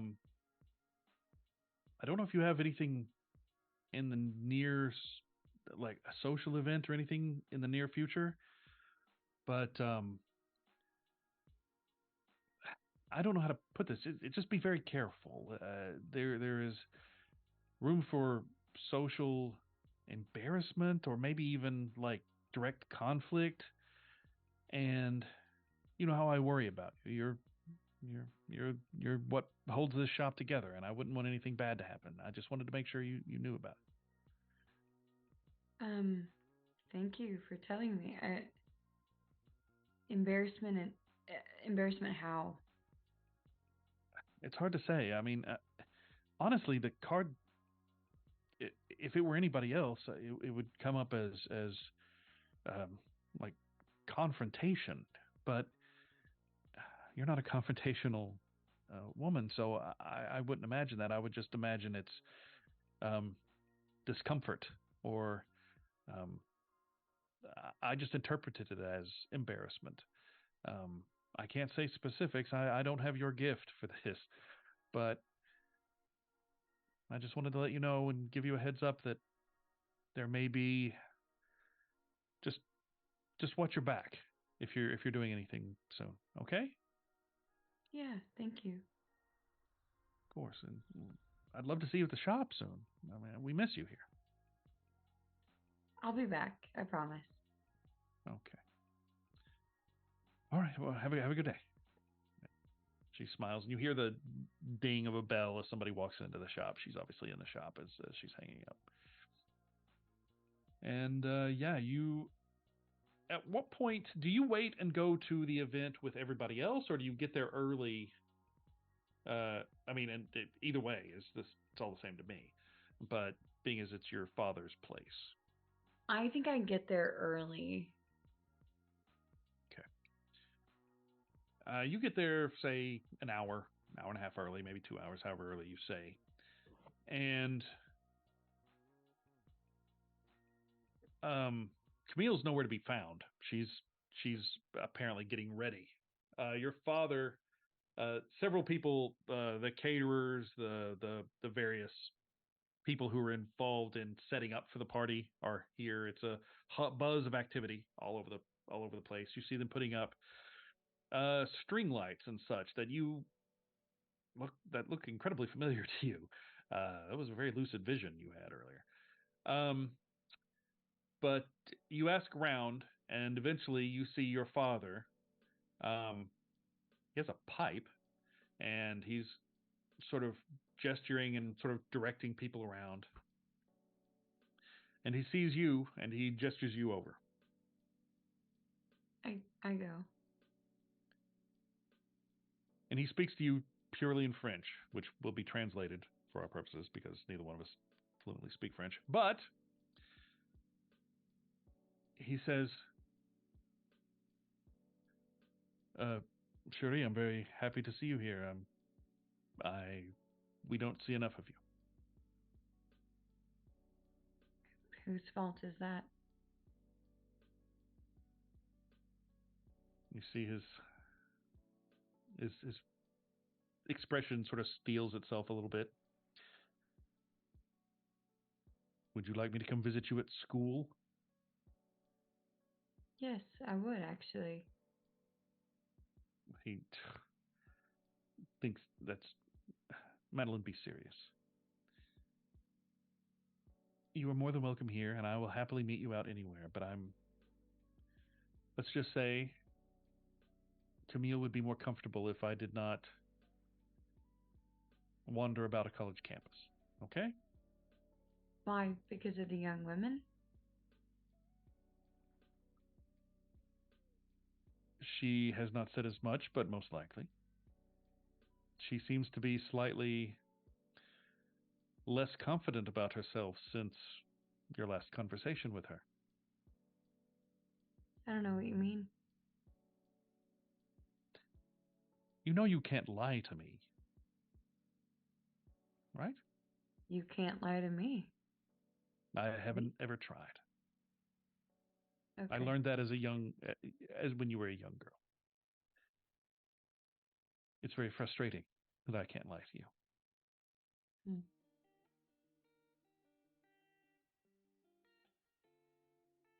I care for Camille very much.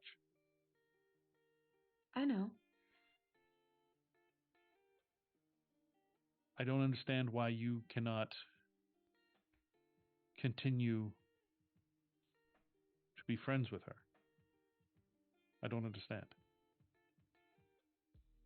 Because she's my mother. Has she told you that she expects to take the place of your mother? Yes. That he that takes him that smacks him in the face when you say yes. I I am surprised to hear that. He gathers himself together a little bit and you can see his eyes move back and forth a little bit as if he's reading something. That's a fidget that you recognize from him when he is really deep in thought trying to figure out his next move. He says, well, I will make sure she knows she shouldn't try to be.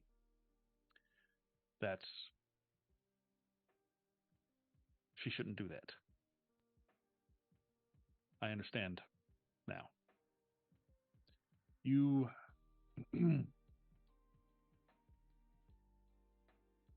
he's thrown. He's thrown. This is not something you see in your dad very often. Madeline, I would never expect anyone to take the place of your mother for you. Do you believe me? Yes. I do. He squints a little bit at you. I do. He holds out his hand. He wants you to take it. I'll take it. He asks you again, do you believe me? And right then, I mean, it's almost as if he knows how to trigger your ability. And it's not that he's reading your mind, that as far as you know, Mm-hmm. but he knows you have to touch somebody to be able to read their mind. So that's his offering for you to read his mind if you wish. I mean, that's obviously up to you whether you do it or not. I do. Yeah, I think it's more to appease him, but yes. You recognize, you actually see in detail, he is concentrating on this, hoping that you see this. It is a conversation he had with Camille long before they got married, well, months before they got married, where he made it very clear that he did not want her and your relationship to change.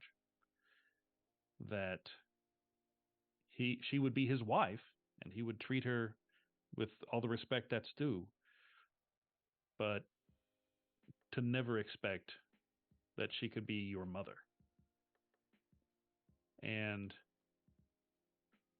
yeah, I mean, you see that entire conversation take place and you see her agree wholeheartedly, without question, to it. And then sort of, not in his head, but in your own head, you witness her basically telling you that I win. Mm-hmm. I guess I'm your mother now, or whatever it is exactly she said. But your father is livid. Your father is absolutely livid. I think when I come out of the vision, I'm just going to squeeze his hand and say, what do you need for tonight? He, glad to focus on something else. He says, I would very much appreciate it if you could simply be your charming self, but there are going to be several high-powered people here tonight. I would very much appreciate knowing what they're thinking, including the guest of honor, if that would be all right. I can do that. David is his name, right? Yes. Yes. I think it would be. I'm very interested in what sort of thoughts he might have going on. And then he basically says to you something he said to you for years and years. Je t'aime toujours, and that means love you always in French. And he said that to you since you were a little girl. And He squeezes your hand back, and then immediately, oh, Timmy, hey, get over here! I can't believe this. Well, he starts cussing someone out in French and chasing them down. And the scene changes. And the scene changes to Jesse. We got to do something with Jesse. What's Jesse doing on Saturday? Jesse has a big event coming up with all his friends. I mean, I think he goes to the gym in the morning. I think he works out with Everly. I think they're like gym buddies. There are, just to let you know, there are several people you see at the gym on a regular basis. Everly is one of them. Bronson is one of them. And there's one more. Who else? Sonny is one of them. You see at least you four, even if you may not work out together, you know, you see the same crew when you go to the gym at the same time. And that's who you see. So anyway, okay, yeah. Yeah. And Everly's more than happy to work out with you if that's what Jesse wants. Yeah, and like I don't go to the gym, like PP doesn't, so I don't really kind of know how you work out with another person, but they're working out, you know, they're like Sure, yeah. I mean, you got to spot each other, and you know, you Yeah. lift heavy things, and you make sure you don't crush each other's skulls and shit. Yeah, it's fine. Yeah, so I think they work out in the morning. I don't know. Saturday, fuck, I don't know. Maybe Jesse's got band practice. He's in Vegas. Okay. As you're coming out of band practice, there's Matthew again waiting for you, Mr. Journalism student who thinks he has a story to write. And he goes, "Hey." I'm ignoring them. Okay. Let's say Matthew. Yeah, Matthew is like, wait. This isn't about and immediately they start following you. This isn't about the shooting. This isn't about the nightclub. I promise. I could use a favor. I hear you're going somewhere tonight. I was hoping maybe you could swing a invite.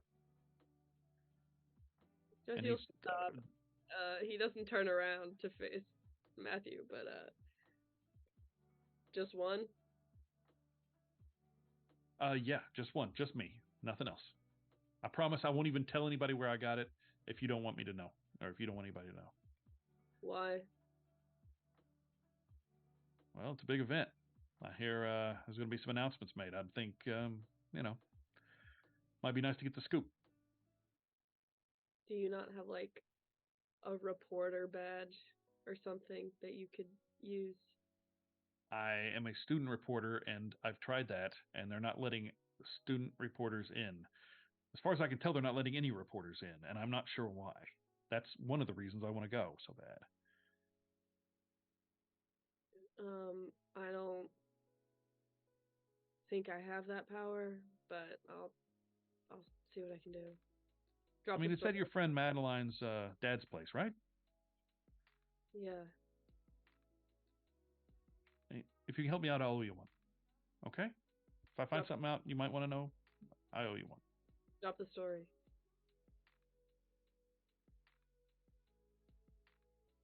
That's the only way I'm going to get a ticket to this thing, if I drop the story? Yes.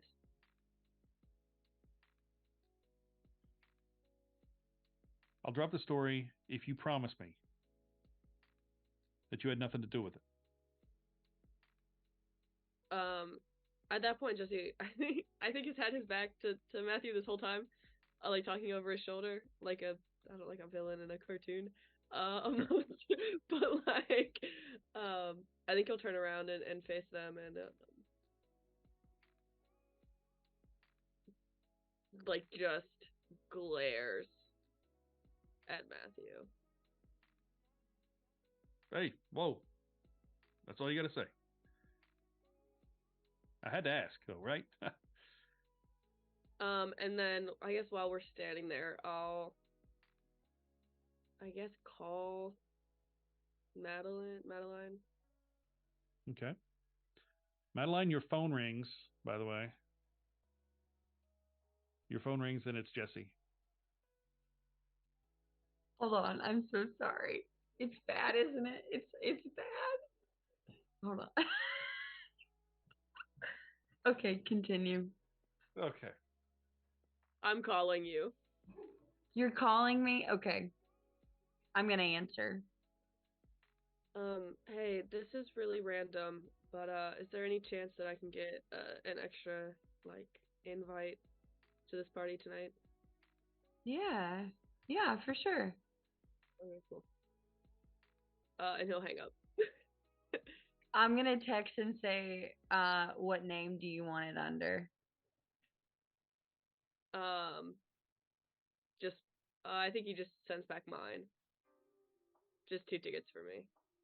And I'll put a thumbs up and let whoever I need to know at the front, I guess. Yeah, you know who exactly to talk to. It's taken care of. Then he'll turn to Matthew. Give him my name at the door, and don't be fucking weird. And he'll walk away. All right, I owe you one. You're great. You're the best. You're the best. I promise. I know.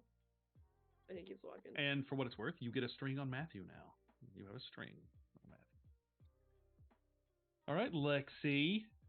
Last but most certainly not least, Everly shows up at your dorm early enough that you have more than enough time to go by your parents' house and do whatever needs to be done before the event. And they go, all right, well, let's. I'm ready when you are. All right, let's do it. And we notice that Lexi is way more put together than I think we probably have seen her yet. Like her hair is like done, pulled back. She's in a much more, I mean, it's still not that conservative, but a more conservative outfit than we normally see her in. Um, Probably like jeans and a t-shirt or something, but most of her skin is covered. Like almost she looks not quite herself. Um, we can tell that there's definitely been an attempt to kind of tone it down and kind of pull it together a little bit. Um, and then on the way, I'll just say, look, just don't talk to them.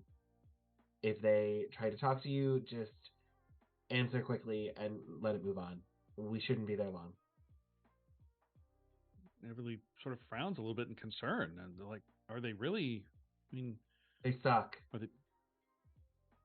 Well, okay, yeah, sure thing. Whatever you say. I'll need you to distract them a little bit while I get to the car, if that's all right." Yeah, don't worry, I've got a plan. Okay. Yeah. And so then I think she's quiet the rest of the trip. Everly is happy. It has no problem with silence. Is absolutely happy to be quiet along with you.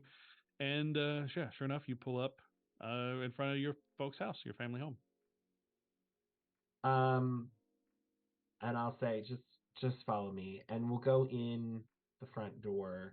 It's a big house, like it's a mansion, but like a McMansion. Like it's not anything special. It is a cookie cutter McMansion, in the fucking suburbs of New Jersey. Like it's a big house, and it was expensive, but it is very much like a cookie cutter build. Okay. Um, and I'll just yell when we walk in. I keep moving, and I just yell, "Hey, it's just me. I'm looking for something in the garage. I won't be here long." And we move. I just like walk towards the garage door. Okay. Everly follows you along, and you hear before you can get to the garage, you hear your mother go, "Well, Lexi, were you not going to introduce us to your friend? No, Mom. Hello." No, And we she are in a immediately hurry. walks over, even with you saying no, no. In the middle of you saying no, no, no, she extends a hand to shake Everly's hand. "Pleasure to meet you. Always a pleasure to meet Lexi's friend. She never brings anybody around." We're in a group for a project for class. I gotta go find some shit from the garage. "Well, all right. Well, help yourself. Everly, would you like a glass of tea or anything to drink?" No, they're fine. We're in a hurry, Mom. All right, all right. I want to say I'm very pleased with what you're wearing. Look at you. How nicely dressed up you are. How nice. Thanks, Mom. That's great. Okay, well, we're going to an event tonight, so we're very excited. I think it's going to be a big announcement. We'll see. Anyway, and she keeps talking as you walk away. She's still talking just to the air, and you make it to the garage, and Everly sort of gives a low whistle. Wow, this is not a bad car. All right, and pops the hood and starts doing their thing, and you can hear your mom is probably coming towards the garage at this point. You're gonna have she's and Everly says you got to buy me 10 minutes. I got it. And I will go back into the house and close the door behind me and stand directly in front of the door.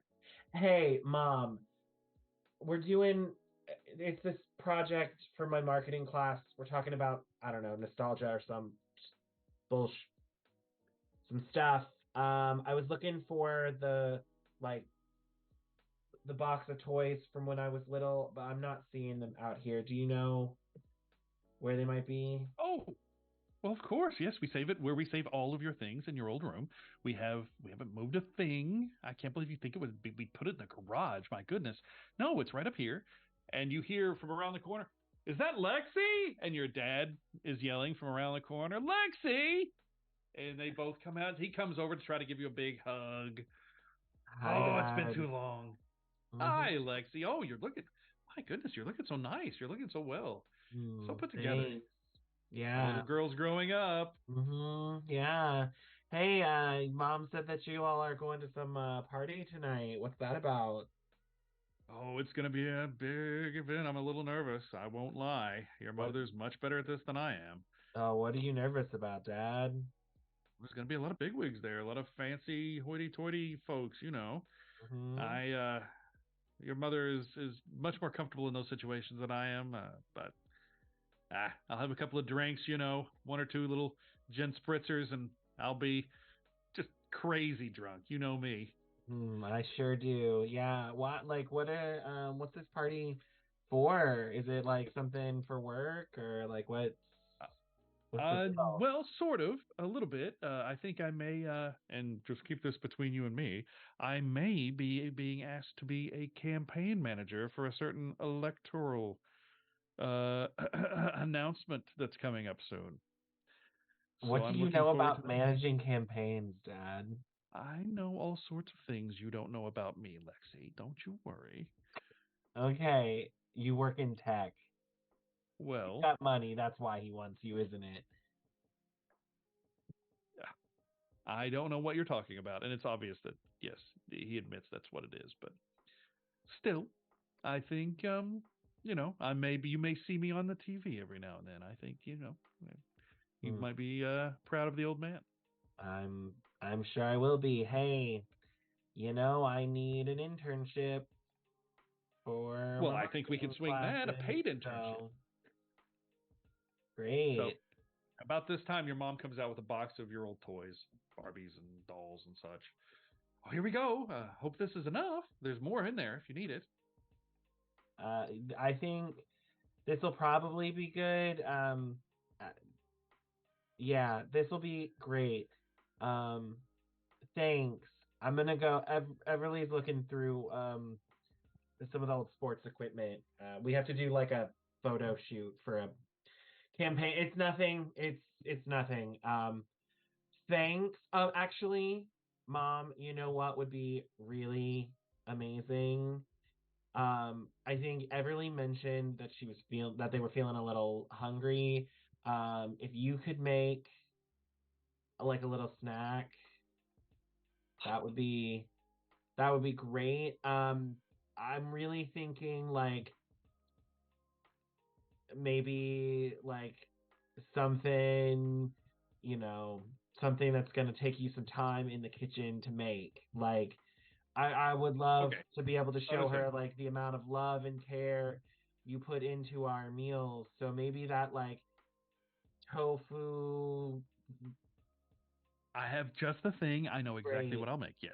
You I'm go sure. find your friend, bring them out here, and we'll have something anytime. And Awesome. Yeah. We'll be in a few. Dad, you working on something right now? nope, just getting dressed for tonight. Hmm. You see, he's trying to work on a bow tie. He can't get it right. Yeah, you should probably go work on that. Oh, it looks like that button on your shirt is coming loose too. You should probably go fix it. Oh, God darn it. Okay. And yeah, and through uh, masterful manipulation of your parents, Everly eventually comes out on their own and says, "Okay, well, I'm done in the garage." Great, let's go. And I'll grab their hand and just head towards the front door. Oh, okay. Well, bye. Oh, wait, you haven't. Oh, goodness. Okay. Kids always running everywhere. I'll put these in the fridge. They'll be ready for you next time you're over. And yeah, you get out, you get in the car, and off you go. They're the fucking. And the camera will even fade into all at the stables and all the people sort of walking in at the right time. And the camera sort of floats over the crowd. And we see people shaking hands and laughing and joking and having drinks and smoking cigars. And what the camera eventually settles on a young woman that we would recognize as Camille. And this is at the beginning of the party. The party has only just begun. There's been no announcements. There's been nothing. You four are all there. Or yeah, you four are sort of in with the crowd, sort of finding your way there. Madeline, you've been there for quite some time. And Madeline, you look up, and Camille is standing like on this little one person, one window balcony outside her window. And you can just see from the way she's looking that she is bawling her eyes out. And this is on the back side of the house. You're trying to get away from all the people. The people, I'm sure Madeline has a certain amount of issues with bumping into lots of people all the time. There's nobody really back here. And where this overlooks like the back of the house overlooks like a large hill that leads down into a lake, pretty much right below the thing. And as you're watching, you see Camille fall from this balcony down the hill and fall right in the water. And if you hadn't been there, nobody would have seen it. And the credits roll. And we get the theme song. And we will pick up from there. All right, folks. There you go. We got a big party to attend. Sounds like a blast. Okay. All right. Well, we're going to go ahead and say goodbye to everybody. I hope you all tune in next week to see how this turns out. It's going to be exciting. None of us know because, it's the nature of the beast. So, love you guys. We'll see you guys later. Bye, everybody.